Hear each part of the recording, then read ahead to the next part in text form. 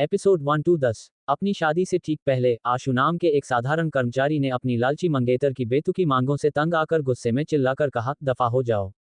उसी पल उसका सपना सच हो गया और उसे मनमर्जी सिस्टम प्राप्त हुआ। अपनी खून चूसने वाली मंगेतर का सामना करते हुए होस्ट ने मनमर्जी वाला फैसला लिया और शादी तोड़ दी। इनाम 2 लाख रुपये नकद। अब से जब तक वह वही करेगा जो वह करना चाहता है, उसे सिस्टम से इनाम मिलते रहेंगे। अध्याय 1, क्या सपना सच हो गया। मैंने बैंक्वेट हॉल के बारे में बात की है। एक प्लेट का खर्चा 3,800 रुपये आ रहा है। शनिवार की दोपहर को शहर के एक कॉफी शॉप में बैठे आशु ने कहा, और शादी की मिठाई के पैकेट की बात रही तो मैंने उन्हें वही डिजाइन दे दिया है जो तुमने पिछली बार भेजा था। उन्होंने कहा है कि उसमें कुछ बदलाव करने होंगे। हमें कुछ दिनों में जाकर सैंपल देखना होगा। ठीक है। उसके सामने बैठी महिला, जो काफी आकर्षक थी, उसने फोन में देखते हुए बेमन से जवाब दिया। उसका नाम माया था, आशु की मंगेतर। वे जल्द ही शादी करने वाले थे। माया को फोन में डूबा देख आशु ने अपनी भौहें सिकुड़ी। क्या हुआ? तुम तो पहले इन सब चीजों में बहुत दिलचस्पी ले रही थी। आज तुम थोड़ी परेशान लग रही हो। कुछ नहीं। माया ने अपना सिर झुकाए रखा और फोन पर लगी रही। क्या तुमने ड्रिंक्स और शराब का इंतजाम कर लिया? ड्रिंक्स तो मैंने ले ली हैं, आशु ने जवाब दिया, लेकिन मुझे शराब के बारे में तुमसे बात करनी थी। क्या हम अच्छी वाली ब्रांड की शराब ले सकते हैं? क्या मेरी माँ ने तुमसे महंगी वाली शराब लेने के लिए नहीं कहा था? माया ने ऊपर देखा, वह थोड़ी गुस्से में थी। क्या तुम इस मामले में थोड़ा ध्यान नहीं दे सकते? मैंने रफ कैलकुलेशन किया है। 60 से ज्यादा टेबल का मतलब है कि 60 से ज्यादा बोतलें चाहिए होंगी।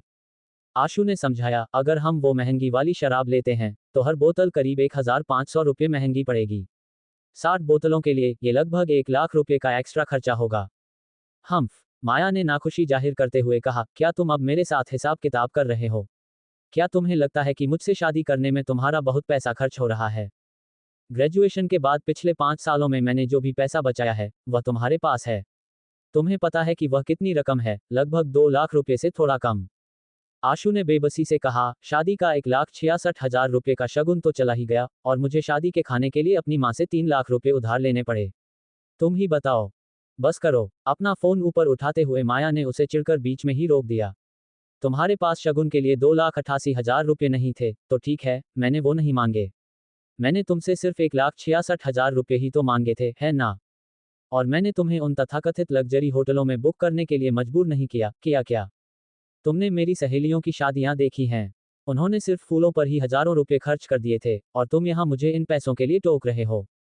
मैं सिर्फ तुम्हारे साथ इस बारे में बात करने की कोशिश कर रहा हूँ।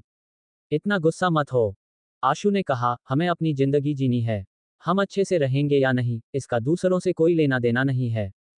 मेरे होमटाउन में एक शादी की टेबल का खर्चा 2,000 रुपये से थोड़ा ही ज्यादा होता है, और उसे बहुत महंगा माना जाता है। मैं तुमसे उस स्टैंडर्ड को फॉलो करने के लिए तो नहीं कह रहा, है ना? मैं बस इतना चाहता हूं कि हम अपनी चादर के हिसाब से पैर फैलाएं। ये सुनकर माया ने उसे तिरस्कार भरी नजरों से देखा। ये तुम्हारा छोटा सा होमटाउन नहीं है। ये बड़ा शहर है। यह उसूलों की बात है और इस पर कोई बहस नहीं हो सकती। ठीक है। ठीक है, हम तुम्हारी मर्जी के मुताबिक ही करेंगे। वे शादी करने वाले थे और आशु उससे लड़ना नहीं चाहता था। अच्छी बात है। जब हम इस बारे में बात कर ही रहे हैं तो मुझे तुम्हें एक और बात बतानी है। माया ने अपना फोन नीचे रखा। शादी के बाद मेरे माता पिता हमारे साथ रहने आएंगे। हम, ठीक है। आशु ने सिर हिलाया। हम उन्हें थोड़ा बड़ा कमरा दे सकते हैं। मेरी माँ अकेली हैं तो वह छोटे वाले कमरे में रह सकती हैं। तुम्हारी माँ हमारे साथ रहने आ रही हैं? माया ने हैरानी से पूछा। हाँ, क्या मैंने तुम्हें बहुत पहले नहीं बताया था? आशु ने जवाब दिया, उन्होंने अपने होमटाउन वाला घर बेच दिया और अपनी पूरी जीवन भर की बचत लगा दी, सिर्फ मेरे लिए यह फ्लैट खरीदने के लिए।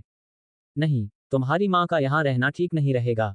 अगर वह इस फ्लैट में नहीं रहेंगी तो तुम कहाँ चाहती हो कि मेरी माँ रहे? एक संत का भी धैर्य होता है। आशु को गुस्सा आने लगा। उसी ने ये फ्लैट खरीदा है। मुझे पता है कि उन्होंने इसे खरीदा है।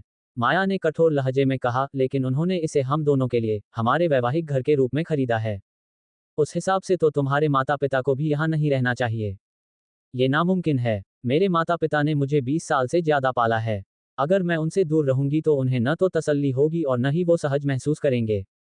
आशु ने व्यंग्य किया। दूर? जब हमने ये जगह खरीदी थी तो पूरी बात यही थी कि यह तुम्हारे परिवार के घर के पास है। यहाँ से टैक्सी का बस एक ही किराया लगता है। और अब तुम कह रही हो कि ये दूर है। हमारे दोनों परिवारों का बैकग्राउंड अलग है। हमारे लिए एक साथ रहना बिल्कुल भी सुविधाजनक नहीं है।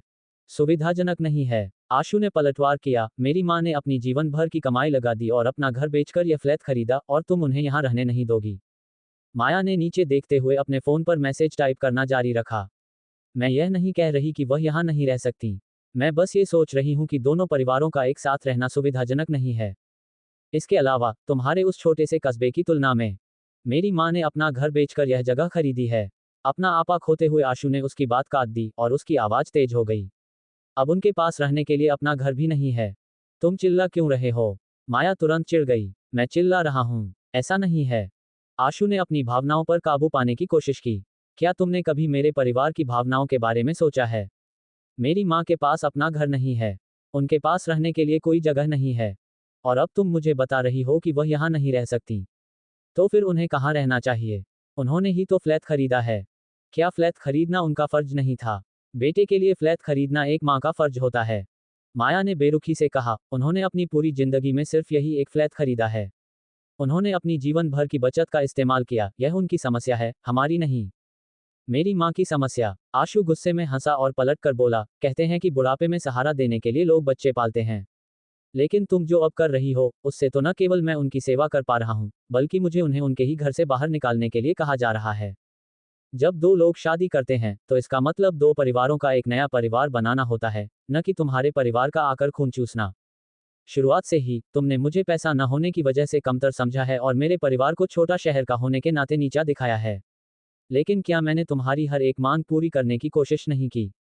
मैं बाकी चीजों में तुम्हारी बात मान सकता हूँ, लेकिन यह नामुमकिन है। इस पर कोई समझौता नहीं होगा। अगर तुम इसे सुलझा नहीं सकते, तो हमें शादी को टालना पड़ेगा। माया ने उसे शादी की धमकी दी। मैं अपने माता पिता से कह दूंगी कि वे हमारे रिश्तेदारों को मैसेज न करें और निमंत्रण कार्ड न भेजें। तुम जाकर अपनी माँ से बात कर लो। मेरी माँ अगले कुछ दिनों में यहाँ शिफ्ट होने वाली हैं। आशु सालों से सब कुछ बर्दाश्त कर रहा था। अब वह और बर्दाश्त नहीं करना चाहता था। अगर वह ऐसा करता रहा, तो शायद जिंदगी भर यही चलता रहेगा। भाड़ में जाए। सबसे बुरा क्या होगा, मैं शादी नहीं करूंगा। अगर तुम सहमत नहीं हो, तो अपना सामान पैक करो और कल यहाँ से चली जाओ।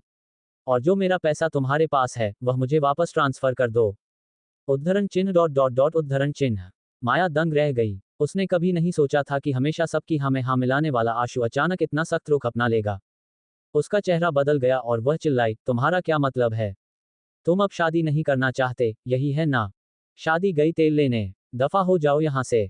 माया गुस्से में भड़क गई। ठीक है, ये तुमने खुद कहा है। बाद में पछताना मत। निकल जाओ यहाँ से। उस गुस्से से भरी महिला को जाते हुए देखकर आशु ने अपना चेहरा पोंछा और अपने बालों में हाथ फेरा। उसने इस महिला को 3 साल पहले एक ब्लाइंड डेट पर देखा था। उसे लगा कि वह दिखने में ठीक है और उसका व्यक्तित्व भी सामान्य है, और चूंकि उसकी माँ हमेशा पोते पोती के लिए उत्सुक रहती थी, इसलिए उसने उनकी इच्छा पूरी करने के लिए शादी का फैसला किया था। लेकिन किसे पता था कि शादी से ठीक पहले उसका असली चेहरा सामने आ जाएगा। वह अपनी उन सहेलियों की बातें सुनती थी और उसकी मांगें खत्म होने का नाम ही नहीं ले रही थीं। हर किसी की एक सीमा होती है। मेरे लिए थोड़ा दुख सहना या कुछ शिकायतें बर्दाश्त करना अलग बात है, वह मेरी अपनी पसंद है। लेकिन मैं अपनी माँ के साथ गलत नहीं कर सकता। इसके अलावा तुम एक बेरोजगार महिला हो जो मेरे पैसे पर पलती है, मेरा खाना खाती है, मेरे खरीदे कपड़े पहनती है, और फिर भी तुम मुझे नीची नजरों से देखने की हिम्मत रखती हो। भाड़ में जाओ। तुम्हें क्या लगता है कि तुम बहुत सुंदर हो तो कुछ भी कर लोगी? जब मैं कभी अमीर बनूंगा, तब जो भी महिला मेरे साथ होगी, वह तुमसे बेहतर ही होगी। मनमर्जी सिस्टम सफलतापूर्वक सक्रिय हो गया है। अब से हर बार जब होस्ट मनमर्जी के सिद्धांत के अनुसार काम करेगा, तो सिस्टम मापदंडों के आधार पर नकद इनाम जारी करेगा। अपनी खून चूसने वाली मंगेतर से शादी करने का फैसला छोड़ने के मनमर्जी वाले निर्णय के लिए होस्ट को 2 लाख रुपये नकद इनाम के तौर पर दिए जाते हैं। अपने सिर के अंदर उस मशीनी आवाज को सुनकर आशु ने सोचा कि शायद वह गुस्से के कारण मतिभ्रम हलुसिनेशन का शिकार हो रहा है। लेकिन अगले ही सेकंड उसका फोन गूंजा। 3 साल से इस्तेमाल कर रहे उसके शाओमी फोन पर एक मैसेज आया। आपके बैंक खाते के अंतिम अंक 6818 में 24 मार्च 2024 को 2 लाख रुपये जमा किए गए हैं। नया बैलेंस 2,05,300 रुपये। State bank of India. एक पल के लिए आशु का दिमाग पूरी तरह से सुन्न हो गया। जब उसने खुद को संभाला, तो उसने अपना मोबाइल बैंकिंग ऐप खोला और अपने कार्ड का बैलेंस चेक किया। उसकी सांसें तेज हो गईं। क्या मेरा सपना सच में हकीकत बन गया? अध्याय 2। ये तो हद है। उस समय आशु को खुशी नहीं हुई, बल्कि उसे लगा कि पिछले 3 सालों में उसने जो मुसीबतें झेलीं, वे सब बेकार गईं। 3 साल। तुम्हें कोई अंदाजा है कि मैंने ये 3 साल कैसे बिताए हैं? 3 साल तक शादी के लिए पैसे बचाने के चक्कर में वह कंपनी में अपने बॉस के सामने एक मजदूर की तरह काम करता रहा। उसने बहुत ज्यादा ओवरटाइम किया, पार्ट टाइम काम किए, न शराब पी, न जुआ खेला और सामाजिक जीवन तो जैसे था ही नहीं। वह तो खुद के लिए खाने का सामान भी ठीक से नहीं ले पाता था। 3 साल की कड़ी मेहनत के बाद वह बमुश्किल 2 लाख रुपए बचा पाया था। और अब सिर्फ इसलिए कि उसने अपना मन मारना बंद कर दिया और अपनी बात सुनी, सिस्टम ने उसे एक झटके में 2 लाख दे दिए। अगर मुझे पता होता कि रिश्ता तोड़ने से सिस्टम एक्टिव हो जाएगा और मुझे इनाम मिलेंगे, तो मैं बहुत पहले ही इसे खत्म कर देता। हो सकता है कि पहले मुझ में आत्मविश्वास की कमी रही हो, लेकिन अब जब मेरे पास ये जादुई सिस्टम है, तो मुझे किसी और के साथ का डर क्यों होगा? एक साफ सुथरा अंत। मुझे माया के साथ सब कुछ पूरी तरह खत्म करना होगा। मैं उसे वापस आने का कोई मौका नहीं दूंगा। ये सोचते हुए आशु उठा, बिल चुकाया और कॉफी शॉप से बाहर निकल गया। आदत के अनुसार आशु ने अपना फोन निकाला और एक कैब बुक करने की कोशिश की। लेकिन शाम का वक्त था और बहुत से लोग सवारी के लिए इंतजार कर रहे थे। 10 मिनट से ज्यादा इंतजार करने के बाद भी किसी ड्राइवर ने उसकी बुकिंग स्वीकार नहीं की। वह अभी भी वेटिंग लिस्ट में था। अचानक उसे अपने मनमर्जी सिस्टम की याद आई। मेरे पास मनमर्जी सिस्टम है, आखिर मैं इतनी परेशानी क्यों झेलूं? मैं बदलूंगा। बिल्कुल। आशु ने तुरंत प्रीमियम कार सेवा चुनी, जिसमें सबसे कम भीड़ होती है और कोई वेटिंग नहीं थी। पहले वह फालतू खर्चा करने से कतराता था, लेकिन अब चीजें बदल गई थीं। उसे अब पैसों के बारे में सोचने की जरूरत नहीं थी। आशु के कार बुक करने के 10 सेकंड के भीतर ही एक ड्राइवर ने सवारी स्वीकार कर ली। इतनी जल्दी? थोड़ी देर बाद एक शानदार सेडान उसके सामने आकर रुकी। ड्राइवर ने पूछा, सर, क्या आप वही ग्राहक हैं जिनका नंबर 7625 पर खत्म होता है? हाँ, मैं हूँ। ये सुनकर ड्राइवर तुरंत बाहर निकला, बड़ी शालीनता से उसके लिए पीछे का दरवाजा खोला और मुस्कुराते हुए एक तरफ खड़ा हो गया।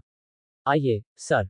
आशु हैरान रह गया। मानना पड़ेगा, उसने सोचा, इस कीमत पर सर्विस वाकई लाजवाब है।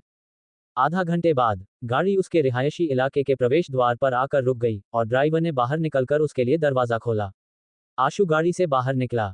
शुक्रिया। आपका दिन शुभ हो, सर। और कृपया 5 स्टार रेटिंग देना न भूलें।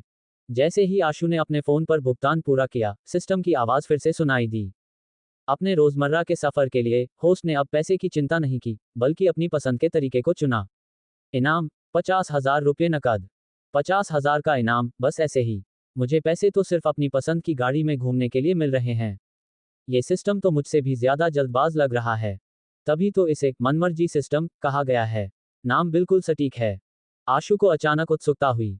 अगर कोई प्राइवेट जेट सेवा होती और मैं यात्रा के लिए उसे बुक करता, तो पता नहीं सिस्टम मुझे कितना इनाम देता। लेकिन ये सिर्फ एक क्षणिक विचार था। आखिर कैब के लिए ऐप तो थे, लेकिन अभी तक कोई हवाई जहाज बुक करने वाला ऐप नहीं था। घर पर दरवाजे पर महिलाओं वाली चप्पल का जोड़ा देखकर आशु का गुस्सा फिर भड़क गया। उसने उन्हें उठाया और कचरे के डिब्बे में फेंक दिया। फिर वह अपार्टमेंट में गया और माया का सामान समेटना शुरू कर दिया। सब कुछ व्यवस्थित और पैक करने के बाद उसने एक कुरियर वाले को कॉल किया और वह सारा सामान सीधे उसके माता पिता के घर भिजवा दिया। जब तक उसने ये सब खत्म किया, शाम के 6-7 बज चुके थे। घर में खाली जगह देखकर आशु ने राहत की सांस ली। लेकिन वह बुरी तरह थक चुका था। खाना खाए बिना ही वह अपने बिस्तर पर गिर पड़ा और तुरंत सो गया। अगली सुबह आशु नींद में उठा। वह भी माया को आवाज देने ही वाला था कि रुक गया। फिर उसे याद आया, हाँ, मैंने तो उसके साथ रिश्ता तोड़ लिया है। तभी उसका फोन बजा। यह उसकी कंपनी के मैनेजर ली थे। आशु ने भौहें सिकोड़ी। छुट्टी के दिन उस आदमी का फोन कभी अच्छी खबर नहीं लाता था। ये हमेशा ओवरटाइम के बारे में ही होता था। कल से पहले वह शायद अपनी नौकरी और पैसों की खातिर मान गया होता। लेकिन अब, माफ करना, लेकिन तुम खुद को समझते क्या हो?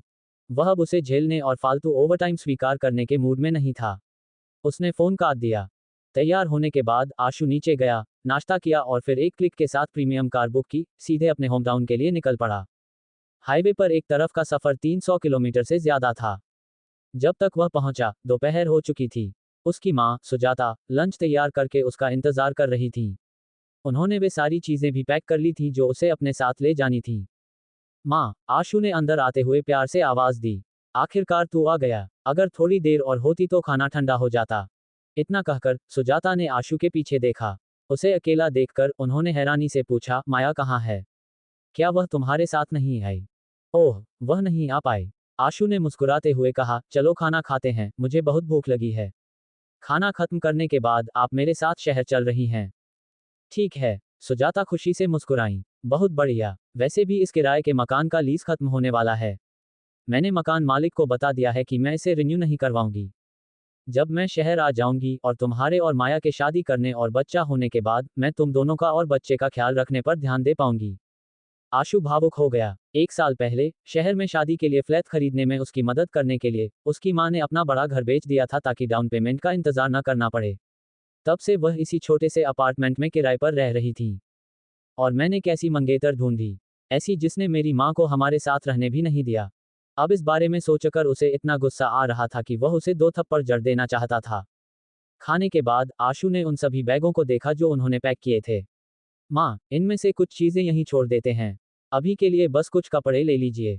वहां पहुंचने के बाद जो भी कमी होगी मैं आपको नई चीजें दिला दूंगा। लेकिन ये सब चीजें अभी पूरी तरह इस्तेमाल के लायक हैं। सुजाता ने कहा, तुम्हें पैसे बर्बाद नहीं करने चाहिए। तुम्हारी शादी होने वाली है, तुम्हें बचत करनी चाहिए। माँ, चिंता मत करो। अगर मैं कह रहा हूं कि हमें इसकी जरूरत नहीं है, तो नहीं है। आशु हंसते हुए बोला, आपका बेटा अब अच्छा पैसा कमा सकता है। मेरे पास पैसों की कमी नहीं है। ओह, तू फिर से शेख ही बघार रहा है। क्या मुझे नहीं पता कि तेरी सैलरी कितनी है? आप अपने बेटे को कम मत आंकिए। आशु ने कहा, चलिए, बस मेरी बात मानिए। वैसे भी कार में ये सब सामान नहीं आ पाएगा। ओह, ठीक है फिर। आशु अपनी मां को नीचे ले गया। इंतजार कर रहे प्रीमियम कार के ड्राइवर ने उन्हें देखा और जल्दी से ट्रंक खोल दिया, उनसे सूटकेस ले लिए और सामान लादने में मदद की। सफर लगभग 3 घंटे का और था। सुजाता को कोई अंदाजा नहीं था कि आशु का माया के साथ ब्रेकअप हो गया है, इसलिए वह पूरे रास्ते शादी से जुड़ी बातों के बारे में लगातार बोलती रही। उन्हें चिंता थी कि कहीं आशु ने कोई छोटी बात नजरअंदाज न कर दी हो जिससे दुल्हन के परिवार वालों को बुरा लगे। ये देखकर आशु को समझ नहीं आया कि अपनी मां को ये खबर कैसे सुनाए। घर पहुंचने पर ही बताऊंगा, उसने तय किया।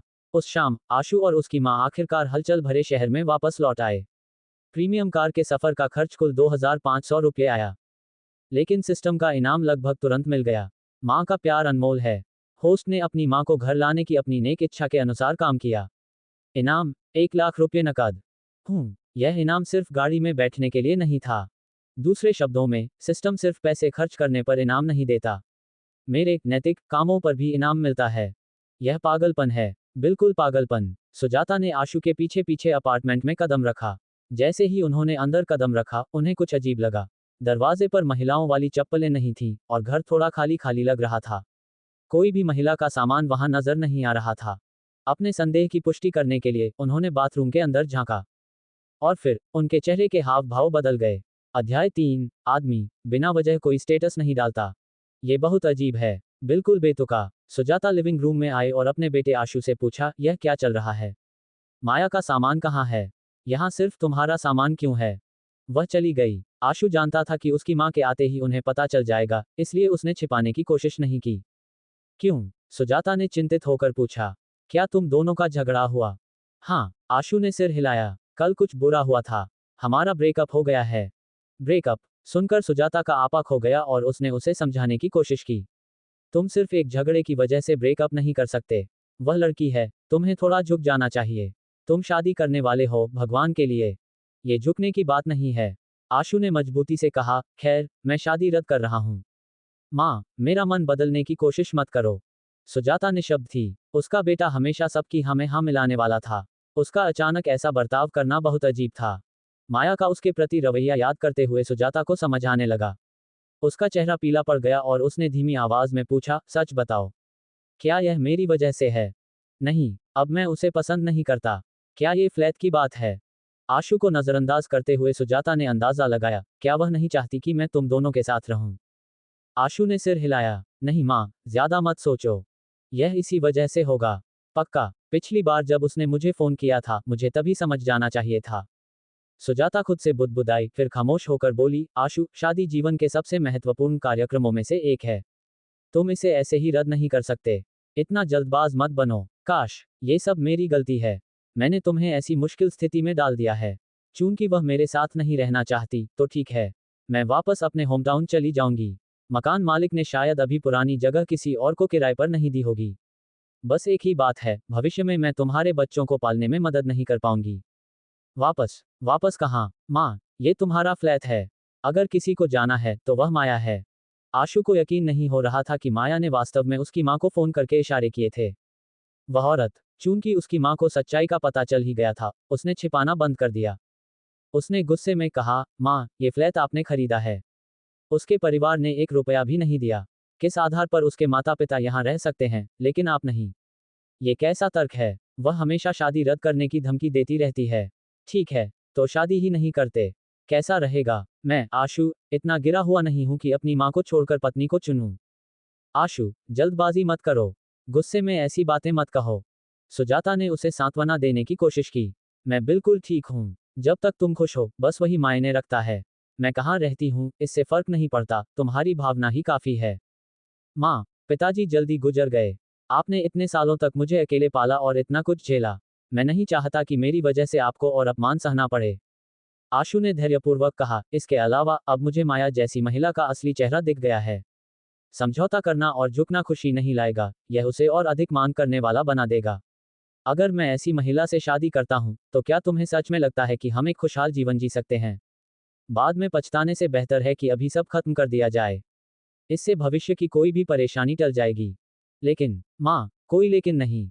आशु ने आत्मविश्वास से मुस्कुराते हुए कहा, मैं आपका बेटा हूँ, मैं दिखने में अच्छा हूँ, युवा हूँ और भविष्य में बहुत सारा पैसा कमाने वाला हूँ। आपको क्या लगता है, मैं आपके लिए कैसी बहू नहीं ढूंढ पाऊंगा? अपने बेटे को इतना परिपक्व होता देख सुजाता की आंखों में आंसू आ गए। ठीक है, अगर तुम शादी नहीं करना चाहते, तो नहीं करेंगे। मेरा बेटा कितना शानदार है, बहुत सी लड़कियां उसे पसंद करेंगी। सुजाता ने अपनी आंखें पोंछीं और कहा, तुम्हें भूख लगी होगी। मैं तुम्हारे पसंदीदा आलू गोभी बनाती हूँ। हाँ, शुक्रिया माँ। आशु अकेले बालकनी में गया, अपना फोन निकाला और व्हाट्सएप स्टेटस पर पोस्ट किया। शादी कैंसिल, और अब मैं अपनी जिंदगी खुद जी रहा हूँ। उसने एक फोटो भी लगाई। एक आदमी कभी बिना किसी कारण के स्टेटस नहीं डालता। इसके पीछे हमेशा एक उद्देश्य होता है। आशु ने ऐसा अपने सभी दोस्तों को यह बताने के लिए किया कि उसकी शादी रद्द हो गई है।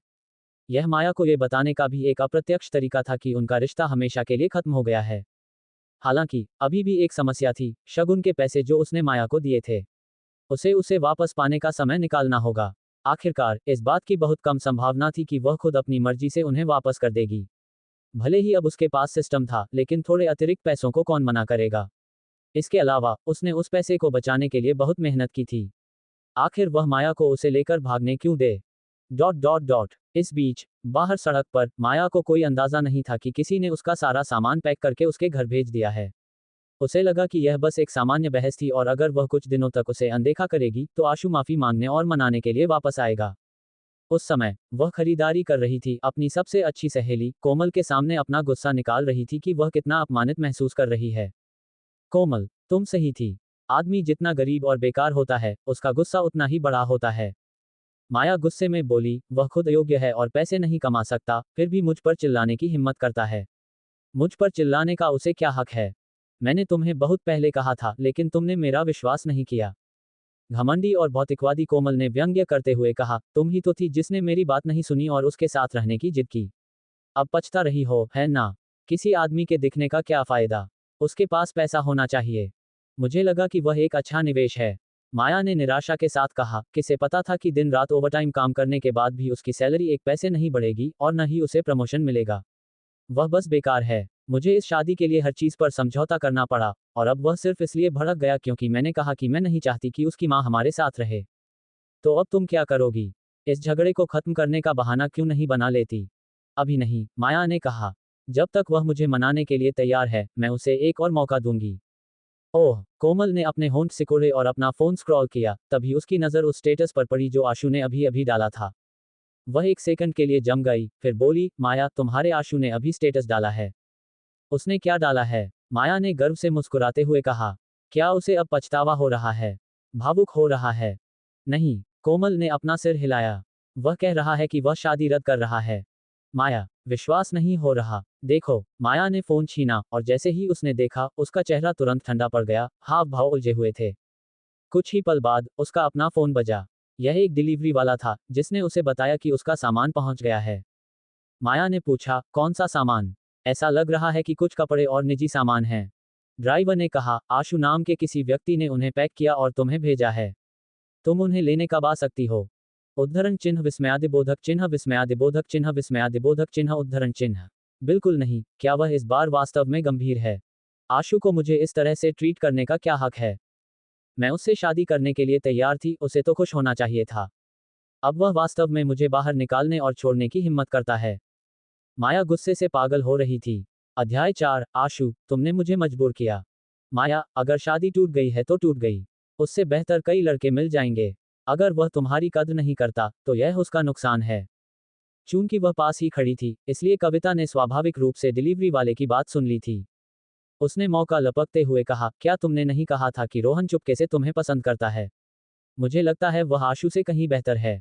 ऐसा नहीं है, बकवास मत करो। माया ने सच्चाई का सामना करते हुए थोड़ी झिझक के साथ इनकार किया। रोहन आशु के दोस्तों में से एक था, और माया उससे एक बार तब मिली थी जब वे सब साथ में रात का खाना खाने गए थे। वह दिखने में ठीक ठाक था, और सुना था कि उसका परिवार काफी संपन्न है। उसके बाद उन्होंने एक दूसरे को सोशल मीडिया पर जोड़ लिया। वे अक्सर बातें करने लगे और अपनी दिनचर्या की बातें साझा करने लगे। वह बहुत हाजिर जवाब और मजाकिया था, हालांकि कभी कभी वह थोड़ा ज्यादा फ्लर्ट करने की कोशिश करता था और हमेशा उसे उकसाने की कोशिश करता था। वह आशु से कहीं ज्यादा दिलचस्प था। कल जब आशु शादी की योजनाओं के बारे में बात कर रहा था, तब वह पूरे समय अपने फोन पर रोहन से ही चुपके से बात कर रही थी। चलो, मना मत करो। मुझे सब पता है, कविता ने समझदारी भरी मुस्कान के साथ कहा। अगर वह तुम्हें पसंद नहीं करता, तो वह तुम्हें सोशल मीडिया पर जोड़ता ही क्यों और हर समय तुमसे बात क्यों करता? उसने मुझे क्यों नहीं जोड़ा? और इसके अलावा, तुम भी तो उसमें थोड़ी दिलचस्पी रखती हो, है ना? वरना तुम मुझसे बात करना जारी नहीं रखती। मैं नहीं रखती, माया ने तर्क दिया। मुझे बस उसके बारे में अच्छी राय है, बस इतना ही। अच्छी राय ही किसी को पसंद करने की शुरुआत होती है।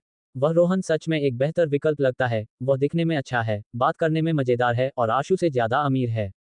कविता ने अपनी बात जारी रखी। अगर तुम उसके साथ आ जाओ, तो तुम कोई भी महंगा बैग खरीद सकती हो, है ना? ऐसा तो नहीं है कि अभी की तरह, जहां तुम पूरे एक साल से आशु के साथ हो और वह तुम्हें एक भी अच्छा बैग दिलाने को तैयार नहीं है। लेकिन क्या ये गलत नहीं होगा? अपनी सबसे अच्छी सहेली की बात सुनकर माया का पहले से ही डगमगा रहा इरादा टूट गया। उसने झिझकते हुए कहा, लेकिन वे तो दोस्त हैं। अगर हम भविष्य में आमने सामने आ गए तो क्या यह अजीब नहीं होगा? आशु ने ही कल तुमसे चले जाने को कहा था। उसी ने तो शादी रद्द की थी। तुम पर इल्जाम कैसे आ सकता है? कविता ने कहा, वह पहले क्रूर था। तुम तो बस अपनी खुशियां तलाश रही हो। इसमें क्या गलत है? भले ही यह अजीब हो, लेकिन शर्मिंदा तो उसे होना चाहिए। तुम्हें आशु को दिखाना होगा कि अगर वह तुम्हें नहीं चाहता, तो कई और बेहतरीन पुरुष हैं जो तुम्हें चाहते हैं। ठीक है, मैं सोचूंगी। सोचने वाली क्या बात है? भावनाएं साथ समय बिताने से विकसित होती हैं। बस मैसेज पर चैट करने का क्या फायदा? कविता ने जोर दिया, उसे अभी मैसेज करो। बस उसे कल बाहर चलने के लिए कहो। लेकिन इतनी रात हो गई है। क्या ये सही विचार है? जितनी देर होगी, उतना अच्छा। तुम टहलने जा सकती हो, शहर की रोशनी देख सकती हो, कुछ देर नाश्ता कर सकती हो। भावनाएं पनपेंगी। ठीक है, माया को लगा कि उसकी सहेली सही कह रही है। उसने अपना फोन निकाला और उसे एक मैसेज भेज दिया। वह वास्तव में आज ही उसे बाहर ले जाना चाहता था, लेकिन वह सहमत होने में हिचकिचा रही थी। लेकिन अब ऐसा लगा कि आशु उसकी हिचकिचाहट के लायक ही नहीं था। आशु, तुमने मुझे ऐसा करने के लिए मजबूर किया। Dot dot dot. अगले दिन आशु अपनी कंपनी में वापस लौटा। उसके मैनेजर शर्मा ने आशु को ऐसे काम करते हुए देखा जैसे कुछ हुआ ही न हो, और मन ही मन हंसा। देखते हैं कि तुम बाद में भी मुस्कुराते हो या नहीं। आशु, मेरे ऑफिस में आओ। आशु के बगल में बैठने वाले साथी ने उसे चेतावनी दी। आशु, मैनेजर शर्मा बस तुम्हारा इंतजार कर रहे थे। वह खुश नहीं लग रहे थे।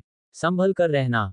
चिंता मत करो। आशु बस मुस्कुराया और सीधे मैनेजर शर्मा के ऑफिस में चला गया। वह जानता था कि वह आदमी क्यों गुस्से में है। ये देखते हुए कि मैनेजर उसे खरी खोटी सुनाने ही वाले थे, आशु ने अपने गले से अपना आईडी कार्ड निकाला और सीधे मेज पर रख दिया। इसने मैनेजर शर्मा को हैरान कर दिया। इसका क्या मतलब है? इसका कोई खास मतलब नहीं है। आशु ने अपने कंधे उचकाए, उसका भाव बेफिक्र था। अगर यह मेरे बारे में है कि मैंने कल अपनी छुट्टी के दिन बिना पैसे वाले ओवरटाइम के लिए आपके कॉल का जवाब नहीं दिया, तो बस कंपनी से मुझे निकलवा दीजिए। मैं लेबर ऑफिस में शिकायत जरूर दर्ज करूंगा। मैनेजर शर्मा। उन्होंने आशु की शांत, पीछे हटती हुई आकृति को देखा। वे पूरी तरह से हैरान थे। यह आदमी आज स्क्रिप्ट के अनुसार नहीं खेल रहा है। इसके अलावा, एक निचले स्तर के मैनेजर के रूप में, उनके पास किसी को भी ऐसे ही नौकरी से निकालने का अधिकार नहीं था। कंपनी निश्चित रूप से सिर्फ उनकी वजह से किसी कर्मचारी को नौकरी से नहीं निकालेगी और सेटलमेंट का पैसा नहीं देगी। हर कोई आशु को इतनी जल्दी बाहर आते देखकर हैरान था, और वह भी चेहरे पर मुस्कान के साथ। क्या मैनेजर शर्मा ने उसे परेशान नहीं किया? आशु अपनी मेज पर लौटा और बैठ गया। एक पल बाद सिस्टम की मशीनी आवाज उसके दिमाग में गूंजी। एक भ्रष्ट मैनेजर का सामना करने के लिए होस्ट ने उसे जवाब देकर मनमर्जी से काम किया। इनाम 50,000 रुपये नकद। तभी उसकी जेब में फोन कंपन करने लगा। पैसा आ गया था। फिर से 50,000। क्या सिस्टम का न्यूनतम इनाम 50,000 है? हा हा हा, बहुत बढ़िया। आशु अपने चेहरे पर फैल रही मुस्कान को मुश्किल से रोक पा रहा था। यह ऐसा था जैसे कोई अपनी खुशी को छिपाने की कोशिश कर रहा हो। जहां तक उसका सवाल था, इस बात से कोई फर्क नहीं पड़ता था कि वह ये नौकरी रखता है या नहीं। उसने सक्रिय रूप से इस्तीफा नहीं दिया था क्योंकि उसे यकीन नहीं था कि वह अपनी मां को अचानक बेरोजगार होने के बारे में कैसे समझाएगा और वह नहीं चाहता था कि वह परेशान हो। पहले उसके पास एक कर्मचारी वाली मानसिकता थी, लेकिन अब उसके पास मालिक वाली मानसिकता थी। अन्याय का सामना करने पर उसने खड़े होने और कार्यस्थल की स्थिति को बदलने की हिम्मत दिखाई। इसका मतलब था कि शर्मा जैसा आदमी अब उसे धमका नहीं सकता था। अब जब आशु के पास पैसा था तो उसका मन खर्च करने का था। कंपनी में अपने पूरे समय में उसने कभी अपने सहयोगियों को ड्रिंक्स के लिए दावत नहीं दी थी क्योंकि वह शादी के लिए बचत कर रहा था। इसके बजाय उसने उनसे बहुत कुछ स्वीकार किया था जिससे उसे थोड़ा बुरा लगता था। अब भरपाई करने का समय आ गया है। तो उसने चुपचाप अपने फोन पर एक डिलीवरी ऐप खोला और एक बार में पूरी कंपनी के लिए कॉफी ऑर्डर कर दी। बेशक उस मैनेजर को छोड़कर। थोड़ी देर बाद डिलीवरी वाला आ गया। इतने कप थे कि 2 डिलीवरी वाले आए। माफ कीजिए, क्या यहाँ किसी ने कॉफी ऑर्डर की है? ऑफिस में हर कोई एक दूसरे की ओर देखने लगा और अपना सिर हिलाया। किसी ने कुछ ऑर्डर नहीं किया था। मैंने किया है। आशु खड़ा हुआ और सभी को देखकर मुस्कुराया। आज मौसम अच्छा है, इसलिए मैं ट्रीट दे रहा हूँ। सभी के लिए एक एक। आशु, तुम तो छा गए। वाह, शुक्रिया। ठीक है, चलो पीते हैं। अपने सहयोगियों को सुनकर आशु ने भावनाओं की एक लहर महसूस की। देखा, सामान्य सामाजिक बातचीत वास्तव में बहुत सरल है। जब तक आपके पास पैसा है और आप उसे खर्च करने को तैयार हैं, तो आप सिर्फ एक कप कॉफी से ही बहुत सारा सद्भावना जीत सकते हैं। अचानक उसका फोन कंपन करने लगा। आशु ने उसे देखा और एक नया मैसेज देखा। सुमन, यह क्या है? क्या तुम अमीर हो गए हो या कुछ और? सभी के लिए ड्रिंक्स खरीद रहे हो? आशु ने अपना सिर घुमाया। पास के एक ऑफिस में काले घुंघराले बालों वाली एक खूबसूरत महिला, जिसके हाथ में कॉफी का कप था, ने उसे एक सामान्य मुस्कान दी। उसने एक फैशनेबल ब्लाउज पहना था जिसने एक सुरुचिपूर्ण रूप दिया, जो स्वाभाविक रूप से उसके परिष्कृत आभा को उभार रहा था। उसकी पूरी उपस्थिति एक सुलझी हुई पेशेवर जैसी लग रही थी। उसका नाम सुमन था। वह कंपनी के एडमिन विभाग की प्रमुख थी, जो मानव संसाधन, खरीद और सामान्य प्रशासन के लिए जिम्मेदार थी। वह काफी अधिकार वाली एक उच्च स्तरीय मैनेजर थी। उसे कंपनी की सबसे खूबसूरत महिला के रूप में भी माना जाता था। आशु, ऐसा कुछ नहीं है। शादी टूट गई है, इसलिए स्वाभाविक रूप से मेरे पास खर्च करने के लिए अधिक पैसा है। सुमन, क्या हुआ? क्या तुम वास्तव में शादी नहीं कर रहे हो? जल्दबाजी मत करो। आशु, यह कोई जल्दबाजी का फैसला नहीं था। मैंने इस पर सोच विचार कर लिया है। सुमन, ठीक है फिर। जब तक तुम सुनिश्चित हो। सुमन, वैसे इस महीने तुम्हारे टाइम कार्ड में थोड़ी समस्या है। मैं थोड़ी देर में इसे ठीक कर दूंगी, वरना तुम्हारा बोनस कट जाएगा। आशु, शुक्रिया दीदी। सुमन, इसका जिक्र मत करो। तुमने भी मेरी कई बार मदद की है। सुमन के संदेशों को देखकर आशु को याद आए बिना नहीं रह सका कि वे दोस्त कैसे बने थे। उसे याद आया कि जब सुमन पहली बार कंपनी में शामिल हुई थी, तो उसका कोई दोस्त नहीं था। उसे सीधे एडमिन विभाग का प्रमुख बना दिया गया था। इसके अलावा बॉस का उस पर बहुत ध्यान रहता था, हमेशा उसके हाल चाल पूछता रहता था। इसलिए जल्दी ही अफवाहें फैलने लगी कि उसका बॉस के साथ संबंध है, कि वह उसकी पसंद की है। ये केवल दूसरों की बात नहीं थी, उस समय आशु ने खुद भी ऐसा ही सोचा था। जब तक कि एक रात, जब वह कुछ फाइलें लेने के लिए वापस ऑफिस आया। अध्याय 5, सिटी सेंटर मॉल, मैं आ रहा हूँ। उस दिन की बात है, जब वह ऑफिस में था। अभय ने देखा कि सुमन के केबिन की लाइट अभी भी जल रही थी। वह अपनी मेज पर झुकी हुई थी और दर्द में धीरे धीरे कराह रही थी। उसे काफी असहज महसूस हो रहा था। भले ही देर हो चुकी थी और एक पुरुष और महिला का इस तरह अकेले ऑफिस में होना ठीक नहीं लगता, फिर भी वह दयालुता दिखाते हुए ये देखने के लिए गया कि क्या हुआ। उसे पता चला कि सुमन को पेट में दर्द था क्योंकि उसने ओवरटाइम किया था और रात का खाना नहीं खाया था। उसने उसे अस्पताल ले जाने की पेशकश की, लेकिन उसने इनकार कर दिया और उससे चिंता न करने को कहा। लेकिन वे सहकर्मी थे और चूंकि उसने उसे ऐसी हालत में देख लिया था, तो वह उसे नजरअंदाज कैसे कर सकता था। अंत में कोई और चारा ना पाकर वह नीचे मेडिकल स्टोर गया और उसके लिए पेट दर्द की दवा ले आया। दवा लेने के बाद उसे थोड़ा बेहतर महसूस होने लगा। शायद यही वह दयालुता थी जिसने सुमन के मन में उसके प्रति कृतज्ञता जगा दी और उनके बीच की दूरी कम हो गई। उसने उसे एक अलग नजरिए से देखना शुरू किया और अब वे अजनबी नहीं रहे। दर्द को कम करने और अपना ध्यान भटकाने के लिए सुमन ने खुद पहल करके उससे बात करना शुरू किया। उनकी बातचीत से उसे कुछ ऐसी बातें पता चली जो दूसरों को नहीं पता थीं। सच तो ये था कि सुमन वह निकम्मी महिला नहीं थी जिसे लोग अफवाहों में बताते थे। वह बॉस की चचेरी बहन थी जिसने एक प्रतिष्ठित यूनिवर्सिटी से पढ़ाई की थी। वह पहले अपने परिवार की कंपनी में काम कर चुकी थी और अपने पति से तलाक के बाद ही उसे यहाँ एडमिन सुपरवाइजर के तौर पर भेजा गया था। उसे अपने बारे में फैल रही गपशप का पता था, लेकिन वह खुद को साबित करने के लिए परेशान नहीं थी। उसका मानना था कि सच्चाई खुद ब खुद सामने आ जाएगी, उसे बस अपने काम पर ध्यान देना था। अभय ऐसी महिला की प्रशंसा किए बिना नहीं रह सका। उस घटना के बाद ऑफिस में उन्होंने एक पेशेवर दूरी बनाए रखी, लेकिन वे अब भी कभी कभी निजी तौर पर बातें कर लेते थे।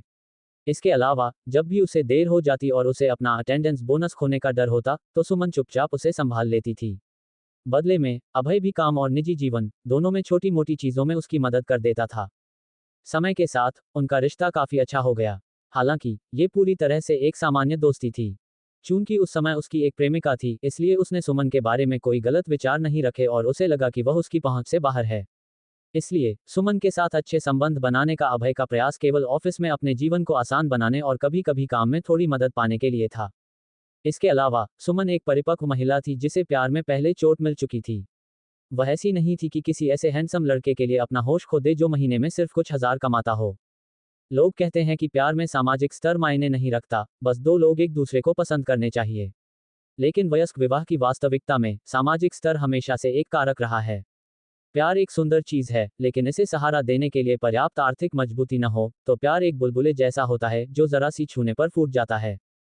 जैसा कि लोग कहते हैं, पैसा ही इंसान को रीढ़ की हड्डी देता है। उसकी सोच भी बदलने लगी थी। वर्तमान में वापस आते हुए अभय को एहसास हुआ कि उसे अब इतना सतर्क रहने की जरूरत नहीं है, न ही इस बात से डरने की कि दूसरे क्या सोचेंगे। सुमन को नए सिरे से देखते हुए वह आश्चर्यचकित हुए बिना नहीं रह सका। तुम कभी नहीं जान पाओगे कि वह एक बार शादी कर चुकी है। शाम के 5:30 बजे अभय ने अपना कंप्यूटर बंद किया और जाने के लिए खड़ा हो गया।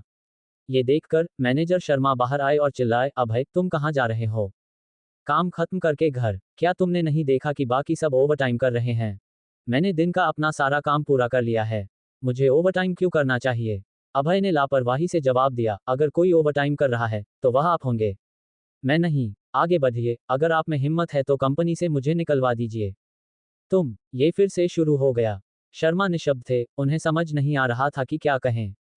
अभय को सबसे पहले और आसानी से निकलते देख दूसरे सहकर्मियों ने चुपके से उसे अंगूठा दिखाया। ऑफिस का सबसे डरपोक लड़का अचानक अपनी रीढ़ दिखा रहा था।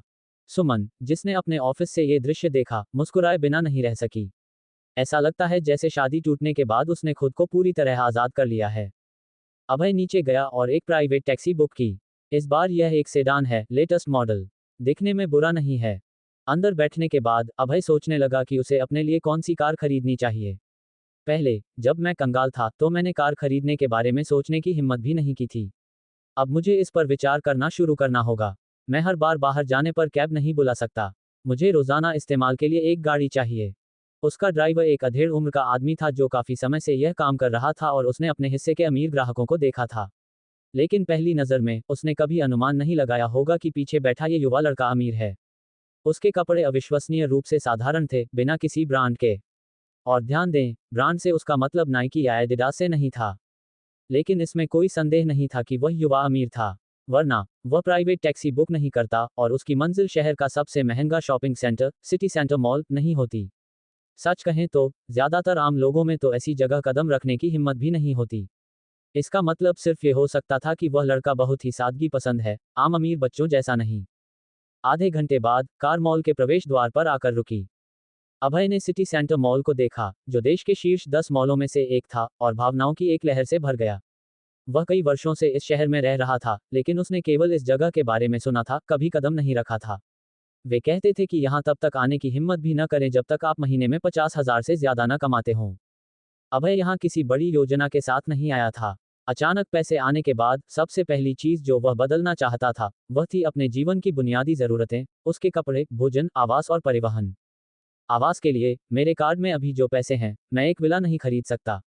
इसलिए मुझे अभी के लिए उसे छोड़ना होगा और सबसे पहले अपने कपड़ों पर ध्यान देना होगा। जैसा कि वे कहते हैं, कपड़े ही इंसान की पहचान बनाते हैं। मेरे कार्ड में अब कुछ लाख हैं, तो मुझे यहाँ खरीदारी करने में सक्षम होना चाहिए। सिटी सेंटर मॉल, मैं आ रहा हूँ। अभय अंदर चला गया और जहां भी उसने देखा उसे हर तरफ विदेशी ब्रांडों के नाम दिखाई दिए। उसे नहीं पता था कि वे घरेलू लग्जरी सामान थे या विदेशी। किसी भी मामले में वह उनमें से ज्यादातर को नहीं पहचानता था, उसने पहले कभी ध्यान नहीं दिया था क्योंकि उसके पास पैसे नहीं थे। माया को शायद ये सब पता होता। वह अपने खाली समय में ऑनलाइन इन चीज़ों के बारे में शोध करती थी। वह इन चीज़ों को पाने का सपना देखती थी, लेकिन तब भी जब मैंने खुद को काम में झोंक दिया था, मैं उन्हें खरीद नहीं सका। अब मैं उन्हें खरीद सकता हूँ, लेकिन वह जा चुकी है। शायद यही नियति थी। हम कभी साथ रहने के लिए नहीं बने थे। अभय पहली मंजिल पर पहुंच गया और ऊपर नहीं जाना चाहता था, इसलिए उसने फिलहाल पहनने के लिए बस एक पोशाक लेने का फैसला किया। लेकिन उसे नहीं पता था, इस तरह के मॉल में सबसे महंगी चीजें आमतौर पर पहली मंजिल पर होती हैं क्योंकि यह सबसे प्रमुख स्थान होता है। आप जितना ऊपर जाएंगे, सामान उतना ही सस्ता होता जाएगा। अभय धीरे धीरे चलता रहा, यहाँ वहाँ रुकता रहा, जब तक कि आखिरकार उसने एक लोकप्रिय ब्रांड नहीं देखा जिसे वह वास्तव में पहचानता था, गुची। नमस्ते सर, गुची स्टोर में आपका स्वागत है। जिस पल अभय ने अंदर कदम रखा, एक उत्साही सेल्स एसोसिएट उसके पास आई। उसने कहा, मैं निशा हूँ, यहाँ की सेल्स एसोसिएट। मैं आपकी कैसे मदद कर सकती हूँ? उत्साही सेल्स एसोसिएट को देखकर वह थोड़ा हैरान रह गया। मुझे लगा था कि यह उन उपन्यासों में से एक की तरह होगा, जहाँ कर्मचारी मेरे सादे कपड़े देखकर या तो मेरा मजाक उड़ाएंगे या मुझे नजरअंदाज करेंगे। पता चला कि मैं ज्यादा सोच रहा था। अध्याय 6, यही तो है असली जिंदगी। स्टोर के अंदर सेल्स एसोसिएट के सवाल के जवाब में आशु ने शांति से कहा, मैं यहाँ पहली बार आया हूँ। मुझे यहाँ के कपड़ों के स्टाइल के बारे में ज्यादा जानकारी नहीं है, तो आप बस मेरे लिए कोई कैजुअल आउटफिट चुन लीजिए। बिल्कुल सर, क्या आपके मन में कोई बजट है? नहीं, बस मुझे कुछ अलग और खास चाहिए। समझ गई सर, कृपया यहाँ बैठिए, थोड़ा आराम कीजिए और पानी पीजिए। जब तक मैं कपड़े चुनती हूँ, आप थोड़ा रुकिए। ठीक है। 10 मिनट बाद सेल्स एसोसिएट निशा चुनी हुई ड्रेस लेकर वापस आई। उसने झुककर कहा, सर, ये हमारे नए लिमिटेड एडिशन स्प्रिंग और समर कलेक्शन से है। आपको किसी और को ये पहने हुए देखने की चिंता नहीं करनी पड़ेगी। मुझे लगता है कि यह आप पर बहुत अच्छा लगेगा। क्या आप इसे ट्राई करना चाहेंगे? ठीक है। जैसे ही आशु ट्रायल रूम में गया, उसे थोड़ा अजीब महसूस हुआ। उसने कभी इतने महंगे कपड़े नहीं पहने थे। उसने खुद को थोड़ा असहज महसूस किया, जैसे वह किसी बड़े फिल्म सेट पर हो। मैं क्या सोच रहा हूँ? उसने मन ही मन खुद को डांटा, जल्दी से कपड़े बदले और बाहर आया। जब निशा ने उसे देखा, तो उसकी आंखें चमक उठीं। आशु पहले से ही हैंडसम था, लेकिन उसके पुराने साधारण कपड़ों ने उसके आकर्षण को दबा रखा था। अब प्रीमियम डिजाइन और बढ़िया फैब्रिक वाले कपड़ों में उसका पूरा व्यक्तित्व निखर गया था। सर, मुझे लगता है कि यह आउटफिट आपके व्यक्तित्व के साथ एकदम मैच कर रहा है। आशु ने आईने में खुद को देखा और संतुष्ट हो गया। ये वाकई बहुत अच्छा है। मैं इसे लूंगा। इसकी कीमत क्या है? सर, कुल कीमत 1,88,000 रुपये है। अगर आप हमारे स्टोर की मेंबरशिप ले लेते हैं, तो डिस्काउंट के बाद यह 1,80,000 रुपये का पड़ेगा। 1,80,000। कीमत सुनते ही आशु की आंखें फटी रह गईं। उसने उम्मीद की थी कि यह थोड़ा महंगा होगा, लेकिन इतना महंगा। तभी तो लोग कहते हैं कि जो महीने में 50,000 से कम कमाते हैं, वे यहाँ आने की सोच भी नहीं सकते। ये बात सही है। कोई अपनी पूरी बचत 3 साल तक करे, तब जाकर यहाँ एक ड्रेस खरीद पाएगा। आशु को खामोश देख निशा को लगा कि शायद उसने कुछ ज्यादा ही महंगा विकल्प चुन लिया है। उसे डर लगा कि कहीं उसका कमीशन हाथ से न निकल जाए। उसने जल्दी से सफाई दी, सर, ये हमारा सबसे नया लिमिटेड एडिशन कलेक्शन है, इसलिए कीमत थोड़ी ज्यादा है। लेकिन यह आप पर बहुत अच्छा लग रहा है। बहुत प्रभावशाली लग रहा है। अगर आप संतुष्ट नहीं हैं, तो मैं आपके लिए कोई और आउटफिट चुन सकती हूँ। नहीं, ये बिल्कुल परफेक्ट है। आपकी पसंद बहुत अच्छी है। आशु मुस्कुराया, मेरी मेंबरशिप बना दीजिए और कार्ड स्वाइप कीजिए। बिल्कुल, बिल्कुल, सर, कृपया यहाँ आइए। निशा बहुत खुश थी। उसे लगा था कि उसे मनाने में काफी समय लगेगा, लेकिन उसने बिना किसी हिचकिचाहट के खरीदारी कर ली। लगता है मुझे एक वीआईपी ग्राहक मिल गया है। पेमेंट सफल रहा। मशीन से बीप की आवाज आए और आशु का पेमेंट पूरा हो गया। उसी समय सिस्टम की आवाज फिर से उसके दिमाग में गूंजी।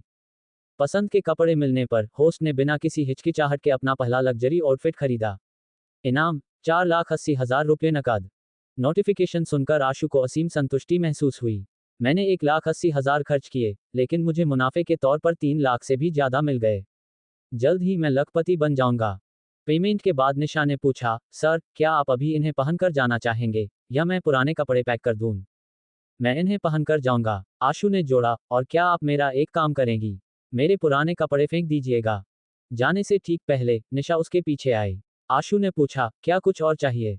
नहीं, निशा मुस्कुराई। सर, क्या आप मुझे सोशल मीडिया पर जोड़ सकते हैं? अगर बाद में आपको कपड़ों को लेकर कोई समस्या हो, तो आप मुझसे सीधे संपर्क कर सकते हैं। और जब भी स्टोर में नया स्टॉक आएगा, मैं आपको सबसे पहले बता दूंगी।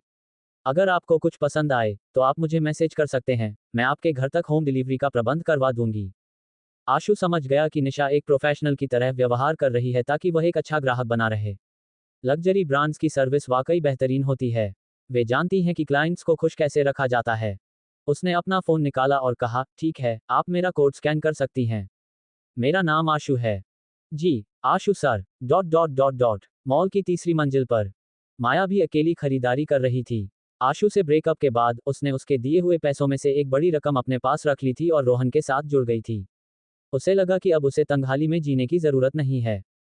खुशहाल जीवन शुरू होने वाला था। आज वह उत्सुकता से पहली बार उस जगह आई थी जहां आने की उसने कभी हिम्मत नहीं की थी, एक महंगा बैग खरीदने। माया ने सावधानी से स्टोर के अंदर देखा। उसने पाया कि सबसे महंगा बैग 50,000 रुपये से ऊपर था, जबकि सबसे सस्ता 8,000 से ज्यादा का था। एक सेल्स एसोसिएट की मदद से उसने चुना। वह नहीं चाहती थी कि कोई उसे नीची नजर से देखे, इसलिए उसने अपनी शान दिखाने के लिए 10,000 रुपये का एक बैग खरीद लिया। पेमेंट करने के बाद और नया बैग हाथ में लेकर माया को एक अजीब सी खुशी महसूस हुई। उसे लगा कि वह अब पहले जैसी नहीं रही जो साल भर में सिर्फ सस्ते बैग खरीद सकती थी। धन्यवाद मैडम, हम फिर से आपका स्वागत करेंगे। सेल्स एसोसिएट की तारीफों के बीच माया संतुष्टि के साथ बाहर निकली। जब वह पहली मंजिल पर पहुंची और बाहर निकलने ही वाली थी, तो उसने एक परिचित चेहरे को अपनी तरफ आते देखा। पहले तो उसे लगा कि उसे गलतफहमी हुई है, लेकिन जैसे जैसे वह व्यक्ति करीब आया, उसे यकीन हो गया वह आशु ही था। माया ने सपने में भी नहीं सोचा था कि वह आशु को यहाँ देखेगी। अपराध बोध की वजह से वह स्वाभाविक रूप से एक खंभे के पीछे छिप गई और उसे मॉल से बाहर जाते हुए देखा। फिर उसे होश आया, मैं क्यों छिप रही हूँ? हमारा ब्रेकअप हो चुका है। लेकिन उसने ये डिजाइनर कपड़े कैसे पहने हैं? और वह गुच्ची का आउटफिट, वह तो बहुत महंगा लग रहा था। बैग खरीदने की खुशी तुरंत गायब हो गई। दूसरों से तुलना करना खुशी को छीन लेता है। आशु के नए कपड़ों के सामने उसका नया बैग अचानक उसे बेहद साधारण और फीका लगने लगा। रुको, उसके पास इतने अच्छे कपड़े खरीदने के पैसे कहाँ से आए? माया को कुछ समझ नहीं आ रहा था। अध्याय 7, बस ऐसे ही, लखपति। अभय को बिल्कुल अंदाजा नहीं था कि माया उसी मॉल में खरीदारी कर रही थी और उसने उसे देख भी लिया था। कपड़े खरीदने के बाद वह सीधे घर चला गया। उसकी माँ घर पर खाना बनाकर उसका इंतजार कर रही थी, उन्होंने उसे जल्दी आने के लिए कई बार फोन भी किया था। जब अभय घर पहुंचा, तो उसकी माँ ने अपने पूरी तरह बदले हुए बेटे को देखा और संदेह से पूछा, क्या तुमने ये कपड़े अभी खरीदे हैं? हाँ, अभय ने मुस्कुराते हुए सिर हिलाया। मैंने ऑफिस के बाद खरीदे। क्या आपको ये अच्छे लगे? ये बहुत बढ़िया लग रहे हैं। ये सस्ते तो नहीं होंगे, है ना? नहीं, बस कुछ 100 रुपये के हैं। अभय ने झूठ बोला, उस जगह पर चीजें काफी अच्छी हैं। जब मुझे समय मिलेगा, तो मैं आपके लिए भी कुछ कपड़े लाऊंगा। ओह, मुझे किसी चीज की जरूरत नहीं है। सुनीता मुस्कुराई। तुम्हें अपने पैसे बचाने चाहिए। आगे चलकर तुम्हें शादी के लिए इनकी जरूरत पड़ेगी। अभी मैं उस बारे में नहीं सोच रहा हूँ। मैं बस अपने काम पर ध्यान देना चाहता हूँ। मुझे अभी एक छोटा सा झूठ बोलना होगा ताकि बाद में मेरे खर्चों को समझाना आसान हो। माँ, मुझे हाल ही में एक प्रमोशन भी मिला है और मेरी सैलरी काफी बढ़ गई है। अब आपको मेरे पैसों की चिंता करने की जरूरत नहीं है। हमारी जिंदगी अब बेहतर ही होती जाएगी। सच में, ये तो बहुत अच्छी बात है। ये सुनकर सुनीता ने खुशी से कहा, तुम्हें तरक्की करते देखकर मुझे बहुत खुशी हो रही है। जल्दी आओ, खाना खाते हैं। रात के खाने के दौरान अपने बेटे की तरक्की का जश्न मनाने के लिए सुनीता, जो शायद ही कभी पीती थी, ने अभय के साथ थोड़ा सा पी लिया। शायद थोड़ी मस्ती के कारण बातें करते करते उसकी माँ पुरानी यादों में खो गईं। उन्होंने उसके पिता के बारे में, उसके बचपन के बारे में और उनके पुराने पुश्तैनी घर के बारे में बात की। माँ की बातों के लहजे से अभय महसूस कर सकता था कि उस समय पुराना घर बेचते समय वह कितनी दुखी थी। उसमें उनके पिता के साथ उनकी यादें और उसका अपना बचपन बसा था। और उन्होंने ये सब सिर्फ मेरे लिए किया। अभय ने ध्यान से सुना और सब कुछ दिल में उतार लिया। उसने मन ही मन अपने खाते के पैसों का हिसाब लगाया। उसके पास लगभग 7 लाख रुपए थे। चूंकि वह एक पुराना घर था, उसकी मां ने उसे तब सिर्फ 3.5 लाख में बेचा था। अगर वह उसे अब वापस खरीदना चाहे, तो भले ही मालिक बहुत बड़ी कीमत मांगे, 7 लाख रुपए काफी होने चाहिए। अगर पैसा मेरी मां का पछतावा दूर कर सकता है, तो मुझे उस पछतावे को रहने नहीं देना चाहिए। इसलिए उसने सुमन को मैसेज किया और एक दिन की छुट्टी मांग ली। अगले दिन वह सुबह जल्दी उठ गया। अपनी मां को बताए बिना अभय सीधे अपने गृहनगर होमटाउन के लिए निकल गया। मोहल्ले में वह जिन भी परिचित पड़ोसियों से मिला, उनका गर्मजोशी से अभिवादन किया। इन अंकल और आंटियों ने उसे बड़ा होते देखा था। जब उन्होंने उसे देखा तो सबने चिंता से पूछा, अभय तुम शादी कब कर रहे हो? हम तुम्हारी माँ से बहुत जलते हैं, जो तुम्हारे साथ बड़े शहर में रहने चली गईं। हाय, जब से तुम्हारी माँ यहाँ से गई हैं, हमारे ग्रुप में एक सदस्य की कमी खलती है। हाँ, अब पहले जैसा नहीं लगता। अभय मुस्कुराया और विनम्रता से उन सभी को जवाब दिया, फिर अपने पुराने घर की ओर बढ़ गया और दरवाजा खटखटाया। दरवाजा खुला तो सामने एक अधेड़ उम्र का आदमी था। जब अभय ने वहां आने का कारण बताया तो उस व्यक्ति ने उसे सीधे मना कर दिया। लेकिन जब उसने कहा कि वह एक बड़ी कीमत देने को तैयार है तो वह आदमी हिचकिचाने लगा। उसने पूछा, तुम कितने पैसे दे सकते हो? आप कितने चाहते हैं? 4.5 लाख। अगर तुम्हें चाहिए तो मैं तुम्हें बेच दूंगा। ठीक है, डील पक्की। अभय ने मोलभाव करने में समय बर्बाद नहीं किया, उसने तुरंत हामी भर दी। वैसे भी अब मेरे लिए पैसे कमाना आसान है। जब आपके पास पैसे नहीं होते तो खर्च करने की आपकी सोच केवल लागत, छूट और इस बात पर टिकी होती है कि क्या सौदा अच्छा है। लेकिन जब आपके पास पैसे होते हैं तो खर्च करने का नजरिया बदल जाता है। मैं उसके लिए भुगतान करूंगा जो मुझे खुशी दे। जब तक वह घर वापस खरीद सकता था और अपनी मां को खुश कर सकता था, उसे लगा कि यह सार्थक है। थोड़े अतिरिक्त पैसों से कोई फर्क नहीं पड़ता। क्या तुम गंभीर हो? वह आदमी अपने कानों पर विश्वास नहीं कर पा रहा था। उसका शुरुआती मन 4 लाख का था। अगर अभय ने उतनी पेशकश की होती तो भी वह मान जाता। लेकिन उसने उम्मीद नहीं की थी कि यह युवा लड़का बिना मोलभाव किए बाजार दर से कहीं अधिक कीमत स्वीकार कर लेगा। बेशक मैं गंभीर हूँ, अभय ने मुस्कुराते हुए कहा। मेरी जानकारी के अनुसार जिले में नए अपार्टमेंट की कीमत लगभग 5,000 रुपये प्रति वर्ग फुट है। मैं आपको 4.5 लाख दे रहा हूँ, जो आपके लिए एक नया 100 वर्ग फुट का अपार्टमेंट खरीदने के लिए काफी है। यह आपके लिए एक बहुत अच्छा सौदा है। वह आदमी अभय के शांत भाव को देखता रहा और उसने मुश्किल से थूक निगला। मुझे समझ नहीं आ रहा। माँ इसे 3.5 लाख में बेचती है और बेटा इसे 4.5 लाख में वापस खरीद रहा है। मैंने कुछ नहीं किया, यहाँ 1 साल मुफ्त में रहा और फिर भी 1 लाख का मुनाफा कमा लिया। ये लॉटरी जीतने से अलग कैसे है? बेच दिया, बेवकूफ ही होगा जो नहीं बेचेगा। दोनों पक्षों के बीच सहमति बनने के बाद उसी दिन पूरा भुगतान कर दिया गया और दोपहर में वे मालिकाना हक को उसकी मां सुनीता के नाम पर स्थानांतरित करने के लिए प्रशासनिक कार्यालय गए। हालांकि वह वहां मौजूद नहीं थी, लेकिन एक मददगार व्यक्ति के मार्गदर्शन के साथ अभय एक दुकान पर गया, मुख्तारनामा पावर ऑफ अटॉर्नी तैयार किया, अपनी मां की ओर से हस्ताक्षर किए और खुद को मामला संभालने के लिए अधिकृत किया। जिस क्षण अभय ने लेन देन पूरा किया, सिस्टम की एक सूचना की आवाज गूंजी। होस्ट ने अपनी मां के पछतावे को दूर करने के लिए अपनी इच्छा अनुसार काम किया है, पुराने घर को वापस खरीदने के लिए लंबी दूरी तय की है। ये पितृभक्ति सराहनीय है। इनाम 10 लाख रुपये नकद। 10 लाख रुपये, बस ऐसे ही। अपने खाते में 12 लाख रुपये के बैलेंस को घूरना अवास्तविक लग रहा था। क्या मैं अब लखपति बन गया हूँ? पैसे इतनी तेजी से आ रहे हैं जैसे कोई बवंडर हो। काम निपटाने के बाद वह उस शाम थोड़ा देर से घर पहुंचा। लेकिन उसकी माँ खाना बनाने के बाद अभी भी उसका इंतजार कर रही थी ताकि वे साथ में खा सकें। उन्होंने उसके बिना खाना शुरू नहीं किया था। घर ऐसा ही महसूस होता है। जैसे ही अभय दरवाजे से अंदर आया, उसने संपत्ति के कागजात सीधे अपनी माँ सुनीता के सामने रख दिए। माँ, यह आपके लिए है। इसे खोलो और देखो। संपत्ति के कागजात। सुनीता ने इसे उठाया, जिज्ञासा से खोला और फिर ठिठक गईं। यह हमारा पुराना घर है। हाँ, और मालिक का नाम मेरा है। हाँ। सुनीता ने अभय को पूरी तरह से सदमे में देखा और पूछा, यह क्या हो रहा है? मैं जानता हूं कि आप पुराने घर से दूर नहीं होना चाहती थीं। अभय मुस्कुराया, इसलिए मैं आज चुपके से वापस गया और इसे आपके लिए वापस खरीद लिया। क्या तुम्हारे पास पैसे कहाँ से आए? खैर, चूंकि अब मेरी शादी नहीं हो रही है। अभय ने अपना बहाना पहले ही तैयार कर लिया था। मैंने माया को दिए गए सगाई के पैसे इस्तेमाल किए, दोस्तों से थोड़े और उधार लिए और वापस जाकर इसे 3 लाख से थोड़ा ज्यादा में खरीद लिया। लेकिन तुम्हारे लिए ऐसा करना, सुनीता ने कहना शुरू किया। अभय ने उनकी बात काट दी। माँ, अगर पैसा चला गया है तो मैं और कमा सकता हूँ। लेकिन जो घर आपका और पिताजी का था और वे सारी यादें एक बार चली गईं तो हमेशा के लिए खत्म हो गईं। मैं नहीं चाहता कि आपको कोई पछतावा हो। भावुक होकर सुनीता ने अपना मुंह खोला, लेकिन कोई शब्द नहीं निकले। अंत में पहली बार उन्होंने माया के बारे में कुछ बुरा कहा। दुखी लहजे में उन्होंने कहा, वह जरूर अंधी रही होगी जो तुम जैसे शानदार बेटे को जाने दिया। उसे किसी दिन पछतावा होगा। हा हा हा, अभय हंसे बिना नहीं रह सका। माँ, आप अभी कितनी प्यारी लग रही हैं। तुम बस अपनी माँ का मजाक उड़ाते रहते हो। सुनीता ने अभय को एक नजर देखा, लेकिन फिर वह भी खुशी से मुस्कुरा दी। अध्याय 8। ठीक है, जैसा तुम कहो। अगले दिन कंपनी में आशु जैसे ही अंदर आया, सब उसे हैरानी से देखते रह गए। आज उसने गुची ब्रांड के कपड़े पहने थे, जिससे उसका पूरा व्यक्तित्व ही बदल गया था। उसकी पहले से ही आकर्षक शारीरिक बनावट के साथ वह भीड़ में बिल्कुल अलग दिख रहा था। मैनेजर शर्मा ने उसे देखा और तुरंत उसके पास आए। उन्होंने थोड़ी झुंझलाहट के साथ पूछा, आशु, तुम कल क्या कर रहे थे? तुम ऑफिस क्यों नहीं आए? मैनेजर शर्मा, ऐसा लग रहा है जैसे आप सुमन मैम की जगह हथियाना चाहते हैं। आशु ने तंज कसते हुए कहा, आपने तो एचआर और अटेंडेंस का काम भी संभालना शुरू कर दिया है। तभी सुमन वहां से गुजरी। ये सुनकर वह मुड़ी और मैनेजर शर्मा को उलझन भरी नजरों से देखा। शर्मा ने सुमन को एक बनावटी मुस्कान दी और फिर आशु की तरफ मुड़कर चिल्लाए, फालतू की बातें मत करो।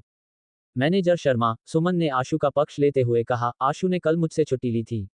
इसे काम से भागना नहीं कहेंगे। बिल्कुल, मैनेजर सुमन। शर्मा ने मुस्कुराते हुए कहा, ऐसी कोई बात नहीं है, मैं तो बस पूछ रहा था। मुझे कल काम के लिए उसकी जरूरत थी और वह नहीं मिला, तो मुझे लगा शायद वह बिना बताए गायब हो गया।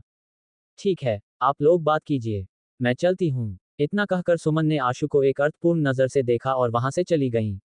हालांकि वह मन ही मन सोच रही थी, वैसे आज उसके कपड़े वाकई बहुत अच्छे लग रहे हैं। सुमन के जाने के बाद शर्मा ने गुस्से में कहा, आशु, तुमने अभी जानबूझकर वो सब कहा है ना? बेबुनियाद इल्जाम मत लगाए, संभल जाए, वरना मैं आप पर मानहानि का केस कर दूंगा। तुम मुझे वह रिपोर्ट कब तक दोगे? शर्मा पहले आशु को आसानी से दबा लेते थे क्योंकि आशु सीधा सादा और आज्ञाकारी था। लेकिन अब ऐसा लगता था कि वह अब और नहीं दबेगा। आशु ने जवाब दिया, डेटा में कुछ समस्याएं हैं, मैं ठीक करके आपको भेज दूंगा। अभी तक नहीं हुआ। ये सुनकर शर्मा ने उसे लेक्चर देने का मौका लपक लिया। क्या तुम्हें अंदाजा है कि यह रिपोर्ट कितनी महत्वपूर्ण है? क्या तुम जल्दी नहीं कर सकते? अगर कंपनी का नुकसान हुआ तो क्या तुम जिम्मेदारी लोगे? ठीक है, आशु ने लापरवाही से कहा, अगर कुछ भी गलत हुआ तो आप कंपनी से मुझे निकलवा दीजिएगा। वह जानता था कि जो रिपोर्ट उसके पास है वह केवल एक बैकअप कॉपी है और महत्वपूर्ण नहीं है। ओरिजिनल ड्राफ्ट क्लाइंट ने बहुत पहले ही अप्रूव कर दिया था। जब शर्मा ने उसे यह काम दिया था तो आशु को पता था कि वह बस उसे फालतू काम में फंसा रहे हैं।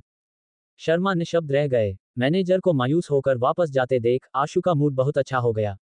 अब जब उसे बेरोजगार होने और कंगाल होने का डर नहीं था तो मैनेजर को जवाब देना बहुत आसान लग रहा था। एक जहरीले मैनेजर का सामना करते हुए होस्ट ने अपनी मर्जी से काम करना चुना और उसे जवाब दिया। इनाम 50,000 रुपये नकद। यह ऐसे भी काम करता है। सिस्टम को देखकर जिसने उसे 50,000 का इनाम दिया था, आशु को मैनेजर शर्मा अब थोड़े प्यारे लगने लगे। लगता है अब से जब भी मौका मिले मुझे उन्हें जवाब देना चाहिए। ये संतुष्टिदायक भी है और मुझे इसके पैसे भी मिलते हैं। जब आशु खुश होता तो उसका मन पैसे खर्च करने का करता। इसलिए उसने फिर से कंपनी में सभी के लिए स्टारबक्स कॉफी का ऑर्डर दे दिया। सुबह सुबह एक कप कॉफी ताकि सब जाग जाएं। लेकिन पिछली बार की तरह उसने मैनेजर शर्मा के लिए कॉफी नहीं मंगवाई। ये जानबूझकर उन्हें उकसाने के लिए था ताकि उनका गुस्सा बना रहे और वह और मुसीबतें पैदा करें। ऐसा करने से उन्हें जवाब देना और आसान हो जाएगा। जैसे ही उसने ऑर्डर पूरा किया वह जानी पहचानी आवाज फिर से गूंजी। रोजाना दिखने वाले सहयोगियों के साथ होस्ट ने फिर से अपनी मर्जी से कॉफी खरीदकर संबंध बेहतर किए। इनाम 20,000 रुपये। अजीब है, पिछली बार जब मैंने कॉफी खरीदी थी तो रिवॉर्ड नहीं मिला, अब क्यों मिला? आशु सिस्टम के नियमों को पूरी तरह समझ नहीं पाया था, लेकिन यह एहसास कि जितना मैं खर्च कर रहा हूं उतने ही पैसे और आ रहे हैं। ये वाकई बहुत बढ़िया है। खाली समय में आशु ने अपना व्हाट्सएप स्टेटस चेक किया और देखा कि माया ने एक पोस्ट डाला है। गुड मॉर्निंग, पता चला कि मेरी जिंदगी भी इतनी शानदार हो सकती है। नीचे एक नए हैंडबैग की खूबसूरत तस्वीर थी। आशु ने माया के उस महंगे बैग को देखकर भौहें सिकुड़ी। उसे अचानक याद आया कि उसकी शादी की रकम, सगाई के पैसे अभी भी उसी के पास है। धत, उसने पक्का ये बैग मेरे पैसों से ही खरीदा है। ये सोचते ही उसने तुरंत उसे मैसेज किया, आशु, तुम मेरे सगाई के पैसे कब वापस लौटा रही हो? ... इस बीच माया को स्टेटस डाले हुए कुछ ही मिनट हुए थे कि उसने आशु का मैसेज देख लिया। उसका मूड तुरंत खराब हो गया। अगर ये 10-20 हजार की बात होती तो वह जाने देती, लेकिन यहाँ तो 1 लाख से ऊपर की बात थी। कौन इतने पैसे वापस देना चाहेगा? जाहिर है वह पैसे वापस नहीं देना चाहती थी। इसके अलावा उन पैसों का एक बड़ा हिस्सा उसके माता पिता पहले ही उसके छोटे भाई के लिए खर्च कर चुके थे। मुझे कोई बहाना ढूंढना होगा।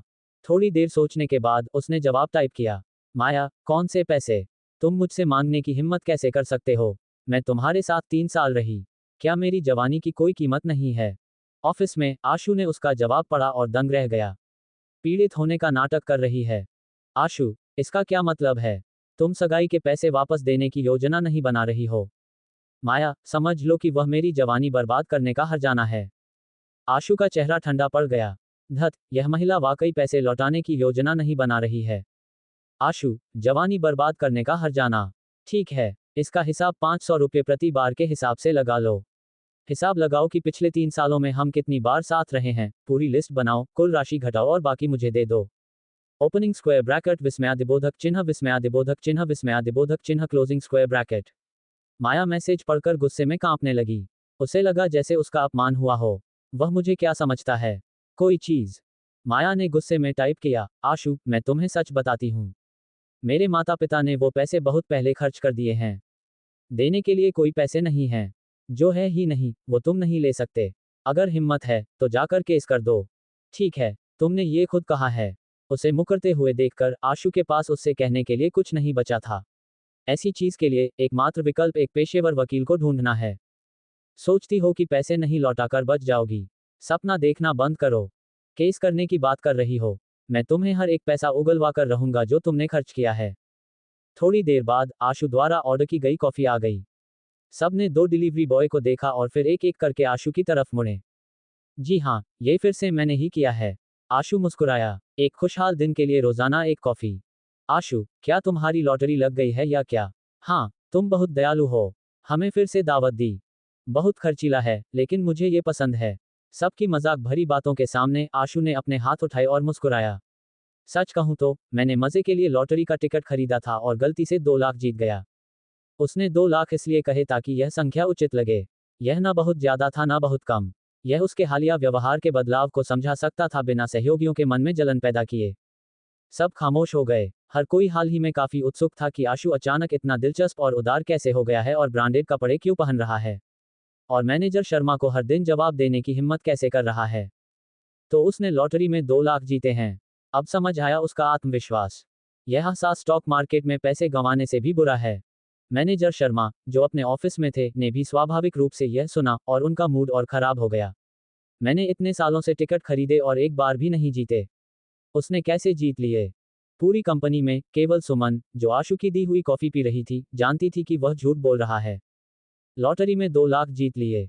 क्या मजाक है? वह शायद बेतहाशा खर्च कर रहा है क्योंकि उसने शादी न करके पैसे बचा लिए हैं। उसने अपना फोन निकाला और उसे एक मैसेज भेजा। सुमन, सिर्फ इसलिए कि तुम शादी नहीं कर रहे हो, इसका मतलब यह नहीं है कि तुम्हें इस तरह पैसे बर्बाद करने चाहिए। आशु ने ऊपर एडमिन ऑफिस की तरफ देखा। मैम, मैं एक महिला के लिए खुद को दुखी रखता था। अब जब मैं आजाद हूं, तो जाहिर है मुझे खुद को थोड़ा बेहतर ट्रीट करना होगा। सुमन, मुझे तो ये ब्रेकअप के बाद का बदला हुआ खर्च लग रहा है। तुम्हें कुछ दिनों में पछतावा होगा। आशु को अचानक याद आया कि उसे मुकदमा दायर करने के लिए एक वकील ढूंढना है। पता नहीं सुमन मैम किसी वकील को जानती हैं या नहीं। आशु, सुमन मैम, मुझे आपसे कुछ पूछना है। सुमन, हाँ, पूछो। आशु, क्या आप किसी कानूनी पेशेवर को जानती हैं? मैं एक विश्वसनीय, सक्षम वकील की तलाश में हूँ। सुमन, मेरे पास एक दोस्त है जो किसी को जानती हो सकती है। क्या बात है? आशु, ये फोन पर समझाने के लिए बहुत जटिल है। क्या आप मेरे लिए एक मीटिंग फिक्स कर सकती हैं? मुझे उनसे कुछ सलाह लेनी है। सुमन, ठीक है, मैं तुम्हारे लिए पूछती हूँ। मैं तुम्हें बाद में मैसेज करती हूँ। आशु को जवाब देने के बाद सुमन ने तुरंत अपनी रूममेट को फोन किया। तलाक के बाद वह शुरुआत में अकेले रहती थी, लेकिन 1 महीने पहले उसकी सबसे अच्छी दोस्त लीना अचानक अपना अपार्टमेंट छोड़कर उसके साथ रहने आ गई। उसने दावा किया कि यह उसे सुरक्षित रखने के लिए है, लेकिन हकीकत में वह किराया बचाने और एक बड़ी जगह में रहने के लिए था। और सुमन को भी अकेले इतने बड़े घर में रहने में थोड़ा अकेलापन महसूस होता था, इसलिए वह मान गई। लीना एक बड़ी नवीनीकरण कंपनी, रेनोवेशन कंपनी, में इंटीरियर डिजाइनर थी। उसने एक बार एक नामचीन लॉ फर्म के शीर्ष वकील के लिए घर डिजाइन करने का जिक्र किया था और उनके संबंध अच्छे थे। कॉल जल्दी कनेक्ट हो गई। हे सुसु, एक प्यारी महिला की आवाज फोन में आई, क्या तुम्हें काम नहीं करना चाहिए? मुझे फोन क्यों कर रही हो? क्या तुम्हें मेरी याद आई? क्या तुम व्यस्त हो? मुझे तुमसे कुछ बात करनी है। तुम्हें क्या लगता है हर कोई मेरी तरह मैनेजर है जिसके ऊपर कोई नहीं है? मैं दिन भर बहुत व्यस्त हूँ, लगातार डिजाइन प्लान बना रही हूँ। लीना हंसी। लेकिन हे, तुम्हारे लिए मैं 1-2 मिनट निकाल सकती हूँ। कोई समस्या नहीं। मेरा एक सहकर्मी कानूनी सलाह चाहता है। सुमन ने पूछा, क्या तुम आज रात खाली हो? मैं कुछ सेट करना चाहती हूँ। चूंकि तुम पूछ रही हो, तो मैं समय निकाल लूंगी भले ही मैं व्यस्त हूँ। बहुत बढ़िया, मैं तुम्हें थोड़ी देर में समय और जगह भेजती हूँ। फोन रखने के बाद सुमन ने आशु को मैसेज भेजा। सुमन, मैंने पूछ लिया है। वह आज रात खाली है। मैं एक जगह चुनती हूँ और तुम लोग डिनर पर बात कर सकते हो। आशु, नहीं, बिल्कुल नहीं।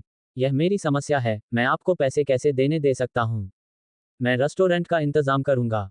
बुकिंग करने के बाद मैं आपको डिटेल भेज दूंगा। सुमन, ठीक है, तुम्हारी मर्जी। सुमन को कोई अंदाजा नहीं था कि आशु की क्या समस्या है, या उसे अचानक वकील की जरूरत क्यों पड़ी। क्या ये फिर से उसकी एक्स गर्लफ्रेंड के बारे में है? खैर, उसे आज रात डिनर पर पता चल ही जाएगा। सुमन के साथ चैट करने के बाद आशु ने फोन पर जगह तलाशना शुरू किया। उसका एकमात्र मानदंड था महंगी, अच्छी और जहां बुकिंग उपलब्ध हो। बहुत खोजने के बाद उसने एलिगेंट गार्डन नाम की जगह चुनी।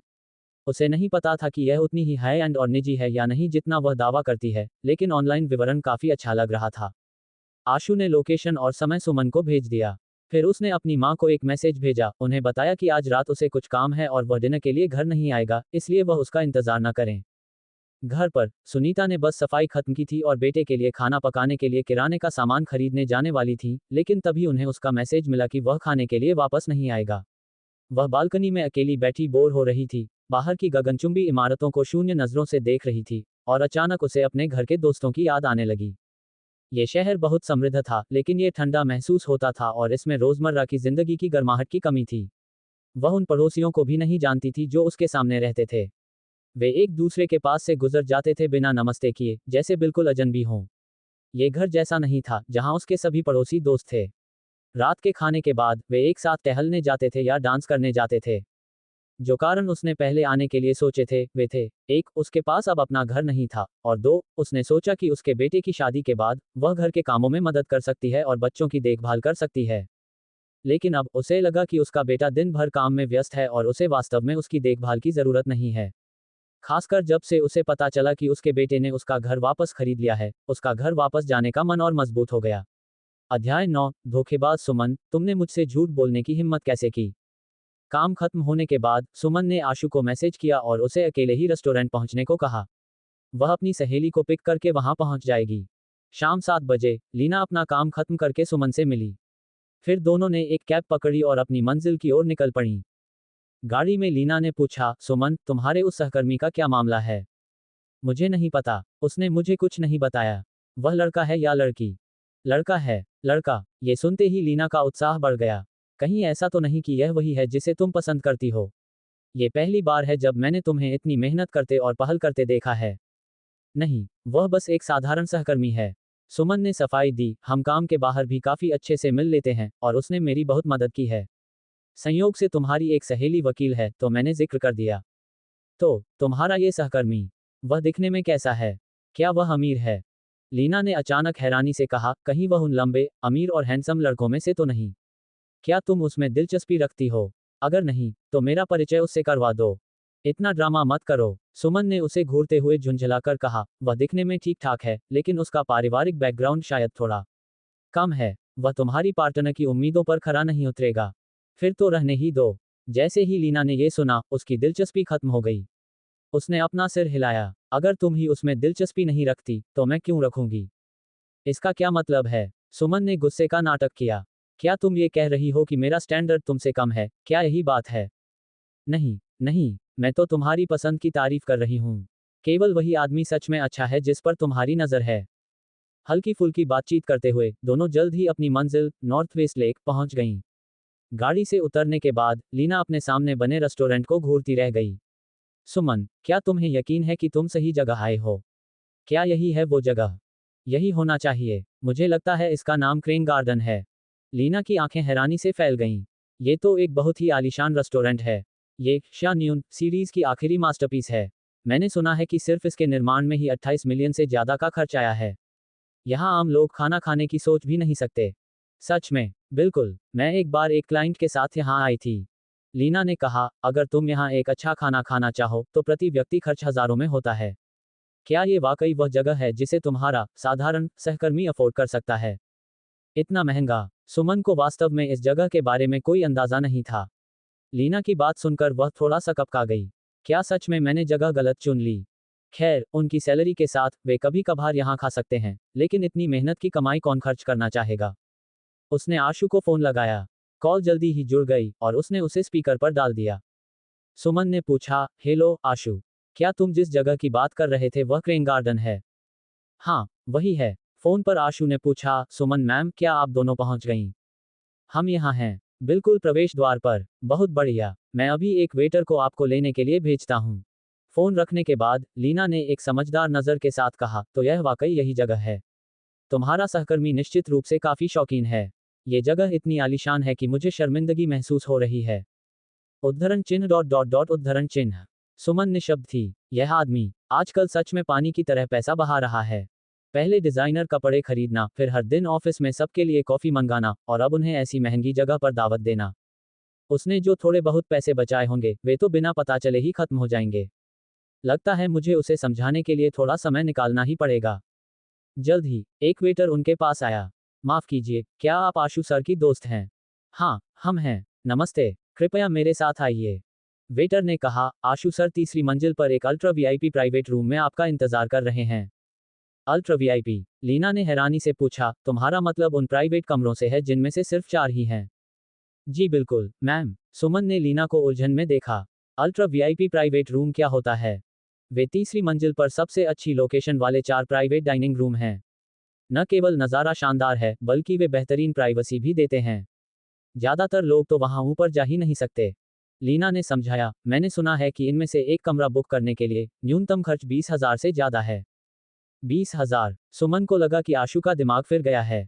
आखिर एक साधारण से खाने के लिए बिजनेस मीटिंग वाली जगह कौन चुनता है? सुमन और लीना वेटर के पीछे पीछे रेस्टोरेंट के अंदर गईं। रेस्टोरेंट की पारंपरिक सजावट बेहद शानदार लग रही थी। मुख्य डाइनिंग हॉल लोगों से भरा हुआ था और कुछ महिलाएं ऑनलाइन पोस्ट करने के लिए तस्वीरें लेने में व्यस्त थीं, जिससे माहौल काफी जीवंत था। जैसे ही वे तीसरी मंजिल पर पहुंची, उनके आसपास का माहौल अचानक शांत हो गया। वेटर एक प्राइवेट रूम के दरवाजे के सामने रुका और दस्तक दी। जवाब सुनने के बाद उसने दोनों को अंदर ले लिया।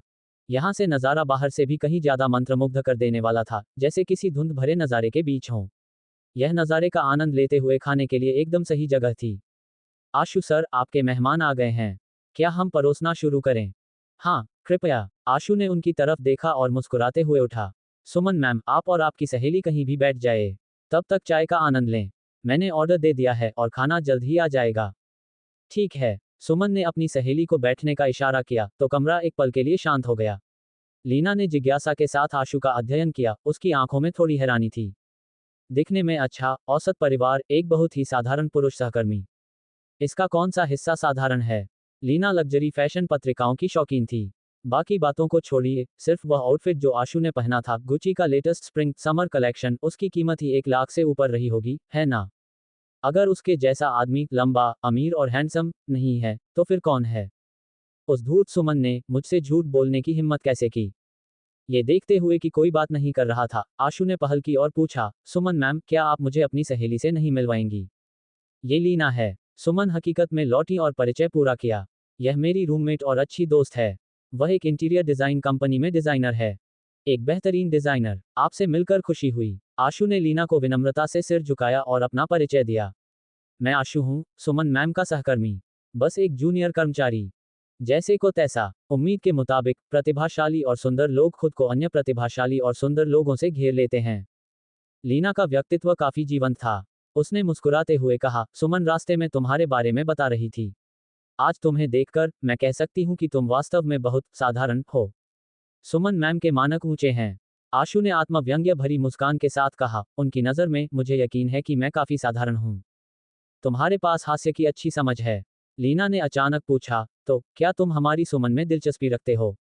खांस खांस। आशु को उम्मीद नहीं थी कि वह इतना सीधा सवाल पूछेगी और वह अपनी चाय में दम घुटने लगा। खैर, सुमन मैम हमारी कंपनी की नंबर 1 सुंदरी हैं। जाहिर है हर कोई उन्हें पसंद करता है। लीना। सुमन ने उसे घबराकर गुस्से भरी नजरों से देखा और फुसफुसाया, क्या तुम बकवास करना बंद कर सकती हो? ओह, लीना बुदबुदाई। वह तो इतना अच्छा लड़का है, जाहिर है उसे पूछना ही था। अगर वह वाकई सुमन में दिलचस्पी रखता, तो वह मैचमेकर बन सकती थी। इस तरह सुमन रात में इतनी अकेली नहीं रहती। और अगर वह नहीं रखता, तो वह खुद भी कोशिश कर सकती थी। ऐसे शानदार मौके को किसी अजनबी के हाथों में जाने देने का कोई मतलब नहीं था। अध्याय 10, क्या वाकई इतनी बेशर्म महिला होती है? आशु, बस बताओ, ये सब क्या है? सुमन ने जल्दी से बात बदल दी। उसे डर था कि लीना फिर कुछ अजीब हरकत करेगी और कुछ शर्मिंदा कर देने वाले सवाल पूछेगी। ये सुनकर लीना सहमत हो गई कि उन्हें पहले काम की बात करनी चाहिए। सही कहा। तुमने सुमन को किस समस्या के बारे में मुझसे संपर्क करने को कहा था? मुझे पता होना चाहिए ताकि मैं तुम्हारे लिए सही वकील की सिफारिश कर सकूं। जल्दबाजी मत करो, पहले खाना खाते हैं। आशु मुस्कुराया, मुझे बहुत भूख लगी है। खाना खाने के बाद हम वहां चलकर चाय और नाश्ता करेंगे और तब बात करेंगे। जैसे ही उसने बात खत्म की, दरवाजे पर दस्तक हुई। अंदर आइए। आशु सर, रेड वाइन डिकेंट कर दी गई है, वेटर ने कहा। क्या हम खाना परोसना शुरू करें? हाँ, बहुत अच्छा। वेटर ने शुरुआत में उनके हर गिलास में आधी रेड वाइन भरी और उसे उंडेलते हुए उसके बारे में जानकारी दी। सुमन ने एक घूंट लिया और टिप्पणी की, इस वाइन का टेक्सचर बहुत ही स्मूथ और नाजुक है, जिसमें चेरी और ब्लैकबेरी का स्वाद है। मैं सहमत हूँ, ये काफी अच्छी है, लीना ने तारीफ करते हुए कहा। आशु ने, हालांकि, अपना गिलास एक ही घूंट में खाली कर दिया और हंसते हुए बोला, अजीब है, मुझे इसका स्वाद क्यों नहीं आया? मुझे लगा ये तो औसत है। उसने फिर से अपना गिलास भर लिया। सब कौन रेड वाइन को पानी की तरह पीता है? इसके बाद वेटर धीरे धीरे व्यंजन लाने लगे। वे 3 लोग थे और हर किसी को उनका अलग अलग हिस्सा परोसा गया, एक एक करके। जब तक वे एक डिश खत्म नहीं कर लेते, दूसरी नहीं लाई जाती थी। हर डिश से पहले एक वेटर उनके बगल में खड़ा होता और व्यंजन का विस्तार से परिचय देता। मेनू में शाही अंदाज के व्यंजन शामिल थे, जिसमें विभिन्न समुद्री खाद्य पदार्थ और प्रीमियम सामग्री से बनी डिशेज थीं। इन सभी का स्वाद और प्रस्तुति लाजवाब थी। हालांकि महिलाओं को इन व्यंजनों की कीमत नहीं पता थी, लेकिन वे समझ सकती थीं कि ये सस्ते तो बिल्कुल नहीं हैं। शुरुआत में उन्होंने थोड़ा संकोच के साथ खाया, लेकिन जल्द ही वे दोनों महिलाएं स्वादिष्ट भोजन में डूब गईं। डिशेज की संख्या अधिक थी, लेकिन हर डिश की मात्रा बहुत कम थी, इसलिए महिलाओं के लिए यह बिल्कुल सही था। लेकिन आशु के लिए, उसका पेट केवल 60-70% भरा था। उसने सुमन और लीना की तरफ देखकर मुस्कुराते हुए पूछा, क्या आप दोनों का पेट भर गया? अगर नहीं, तो मुझे बताओ, मैं वेटर से और मंगवा दूंगा। हमारा पेट भर गया है, अब और नहीं। आपका पेट भर गया होगा, लेकिन मेरा नहीं। आशु ने अपने बगल में खड़े वेटर की तरफ मुड़कर कहा, ये वाला और यह वाला। मेरे लिए हर एक का एक और सर्विंग ले आओ। जी बिल्कुल, आशु सर। आशु को इतने चाव से खाते हुए देखकर लीना ने धीरे से सुमन से कहा, ऐसा लग रहा है जैसे उसने पूरे दिन कुछ नहीं खाया। उद्धरण चिन्ह डॉट डॉट डॉट उद्धरण चिन्ह। सुमन मन ही मन हंस पड़ी। शायद वह पहली बार ऐसा शाही खाना खा रहा है, इसलिए उसे बहुत मजा आ रहा है। सच कहें तो सुमन और लीना को भी यहाँ का खाना बहुत पसंद आया। लेकिन चूंकि कोई और खिला रहा था और व्यंजन महंगे थे, इसलिए वे और ऑर्डर करने की हिम्मत नहीं कर सकी। ये काफी शर्मनाक होता। अंत में, जब आशु ने खाना खत्म किया और एक संतुष्ट डकार ली, तो तीनों उठकर बगल के टी लाउंज में चले गए। वेटर ने पहले ही चाय तैयार कर दी थी। जैसे ही तीनों बैठे, आशु ने आखिरकार अपनी बात छेड़ी। लीना ने उसे बीच में ही रोक दिया। आशु, तुम सुमन के दोस्त हो, जो तुम्हें मेरा भी दोस्त बनाता है। बस मुझे लीना कहो। ये सब मैम कहना अजीब लगता है। ये वाकई थोड़ा अजीब लगता है, सुमन ने कुछ मजाकिया सोचते हुए कहा और अपनी मुस्कान दबाने लगी। ठीक है, लीना, बात यह है। आशु ने संबोधन बदला और जारी रखा, सुमन मैम जानती हैं कि मेरी एक गर्लफ्रेंड थी। हम शादी करने की योजना बना रहे थे, इसलिए मैंने सगाई की रकम उसे संभालने के लिए दी थी। लेकिन कुछ दिन पहले, कुछ मुद्दों पर हमारा ब्रेकअप हो गया। स्वाभाविक रूप से, मैं पैसे वापस चाहता हूँ, लेकिन अब वह उन्हें लौटाने से इनकार कर रही है और गलत तरीके अपना रही है। इसलिए मैं पूछना चाहता था कि क्या तुम मुझे किसी अच्छे, विश्वसनीय वकील से मिलवा सकती हो जो इसे वापस पाने में मेरी मदद कर सके। तुम्हारी एक्स गर्लफ्रेंड ने सगाई के पैसे वापस नहीं दिए। सुमन थोड़ा हैरान थी। आशु ने अपना सिर हिलाया। नहीं, कानूनी कार्रवाई के बिना, मुझे नहीं लगता कि वे मुझे कभी वापस मिलेंगे। कोई महिला इतनी बेशर्म कैसे हो सकती है? ये सुनकर लीना गुस्से से भर गई। उसकी नज़र में, आशु जैसे अमीर आदमी के लिए सगाई की रकम बहुत बड़ी रही होगी। चिंता मत करो, जिस वकील को मैं जानती हूँ, वह शहर की सबसे बड़ी लॉ फर्म से है। वह बहुत अच्छा है। ये तो बेहतरीन है, तो मैं यह मामला तुम्हारे भरोसे छोड़ता हूँ। लीना ने फिर उत्सुकता से पूछा, उसने तुमसे कुल कितनी सगाई की रकम ली थी? 2 लाख रुपये से कम। आशु ने जवाब दिया, सटीक कहूँ तो यह 1,66,000 रुपये है। ओह, लीना निशब्द रह गई। बस इतना ही। लीना का असहज चेहरा देखकर आशु ने पूछा, क्या हुआ? तुम खुलकर बोल सकती हो। खैर, जिस वकील को मैं जानती हूँ, वह बहुत अच्छा है, लेकिन उसकी फीस भी बहुत अधिक है। लीना ने उसे तर्क देने की कोशिश की। 2 लाख रुपये से कम के वित्तीय विवाद के लिए, मुझे नहीं लगता कि वह केस भी लेगा। और अगर उसने ले भी लिया, तो मुझे डर है कि केस जीतने और उसकी फीस कटने के बाद, तुम्हारे पास बहुत कम पैसे बचेंगे। तब तो इसका कोई मतलब ही नहीं है, सुमन ने बगल से जोड़ा। लीना, क्या तुम किसी और फर्म के वकीलों को जानती हो? शायद उसके लिए कोई सस्ता वकील ढूंढ लो। ठीक है, मैं कल पूछताछ करूंगी। जरूरत नहीं है। चलो उसी बड़ी फर्म वाले वकील के साथ चलते हैं जिसका तुमने जिक्र किया था। आशु ने मना कर दिया। वकील से कह देना कि पैसे महत्वपूर्ण नहीं हैं। मुख्य बात यह है कि मुझे जीतना है। मैं कानूनी फीस पहले भी दे सकता हूँ। लीना, आशु, नासमझी मत करो। ये देखकर सुमन ने उसे समझाने की कोशिश की, ये तो तुम अपनी हार के बदले जीत हासिल करने वाली बात कर रहे हो। तुम खुद को लगभग उतना ही नुकसान पहुंचाओगे जितना उसे। एक महिला के लिए ये सब करना सही नहीं है। मैं सहमत हूँ, लीना ने कहा। हैंडसम, इतने छोटे केस के लिए वाकई किसी बड़ी फर्म के वकील को हायर करने की जरूरत नहीं है। चिंता मत करो, मेरे पास पैसे हैं। यह मुख्य रूप से मुझे संतुष्टि देने के बारे में है। मैं उस महिला को छोड़ने नहीं वाला। आशु ने मुस्कुराते हुए कहा, तो ये तय रहा। जब तुम पूछताछ कर लो तो मुझे फोन या मैसेज कर देना। सुमन मैम के पास मेरा नंबर है। चूंकि तुम जिद कर रहे हो तो ठीक है। लीना तुरंत मान गई। सुमन, हालांकि, उलझन में थी। वह आशु को एक साधारण व्यक्ति मानती थी, और जो वह कर रहा था वह आपसी विनाश से कम नहीं था। लेकिन ये किसी और का मामला था, और एक बाहरी व्यक्ति के रूप में उसके पास कुछ और कहने का अधिकार नहीं था। मामला सुलझने के बाद आशु खड़ा हुआ और आवाज दी, वेटर, बिल। नमस्ते, आशु सर, आपका कुल बिल 1,23,000 रुपये है। मैनेजर ने कहा कि चूंकि यह आपकी पहली यात्रा है, वे आपको छूट दे सकते हैं।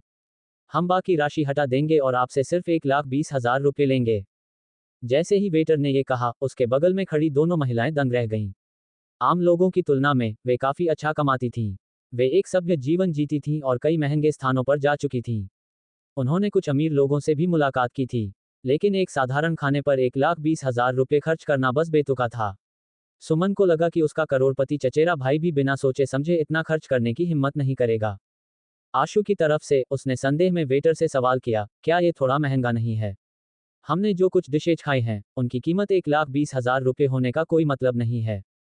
बिल्कुल सही, और हम यहाँ पहली बार नहीं खा रहे हैं।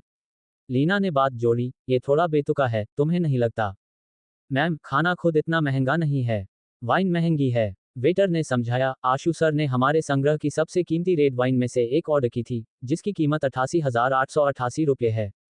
हमने ऑर्डर लेने से पहले आशु सर के साथ इसकी पुष्टि की थी। उद्धरण चिन्ह डॉट डॉट डॉट उद्धरण चिन्ह। सुमन, उद्धरण चिन्ह डॉट डॉट डॉट उद्धरण चिन्ह। लीना, वे दोनों एक साथ आशु की तरफ मुड़ी। हे भगवान, सिर्फ एक बोतल वाइन 88,888 रुपये की। क्या इसका मतलब है कि हर छोटे घूंट की कीमत हजारों में थी? आशु मुस्कुराया। खैर, अगर पीना ही है तो कुछ अच्छा ही पीना चाहिए। तुम बहुत ज्यादा खर्चीले हो। लीना मदद नहीं कर सकी लेकिन बोल पड़ी। कोई आश्चर्य नहीं कि वह उस महंगे वकील को हायर करने की जिद कर रहा था। इस आदमी के पास पैसों की कोई कमी नहीं है। लेकिन सबसे ज्यादा हैरान सुमन थी, जो उसे वास्तव में जानती थी। आखिरकार, वह आशु को लगभग 2 साल से जानती थी। उसके पिछले शब्दों और कार्यों के आधार पर उसे एक अमीर व्यक्ति के साथ जोड़ना वास्तव में मुश्किल था। आज रात भी, बिल आने से पहले, उसने मान लिया था कि वह ब्रेकअप के बाद दुखी होकर सिर्फ पैसे उड़ा रहा है। लेकिन अब उसे शक हो रहा था, क्योंकि बदला लेने के लिए पैसे उड़ाने के लिए भी आपकी जेब में पैसे होने चाहिए। एक अमीर आदमी के अलावा कौन सा सामान्य व्यक्ति वाइन की एक बोतल पर 80,000 रुपये से अधिक खर्च करने को तैयार होगा? मैं उसे समझ नहीं पा रही हूँ। वह वास्तव में अब आशु को समझ नहीं पा रही थी।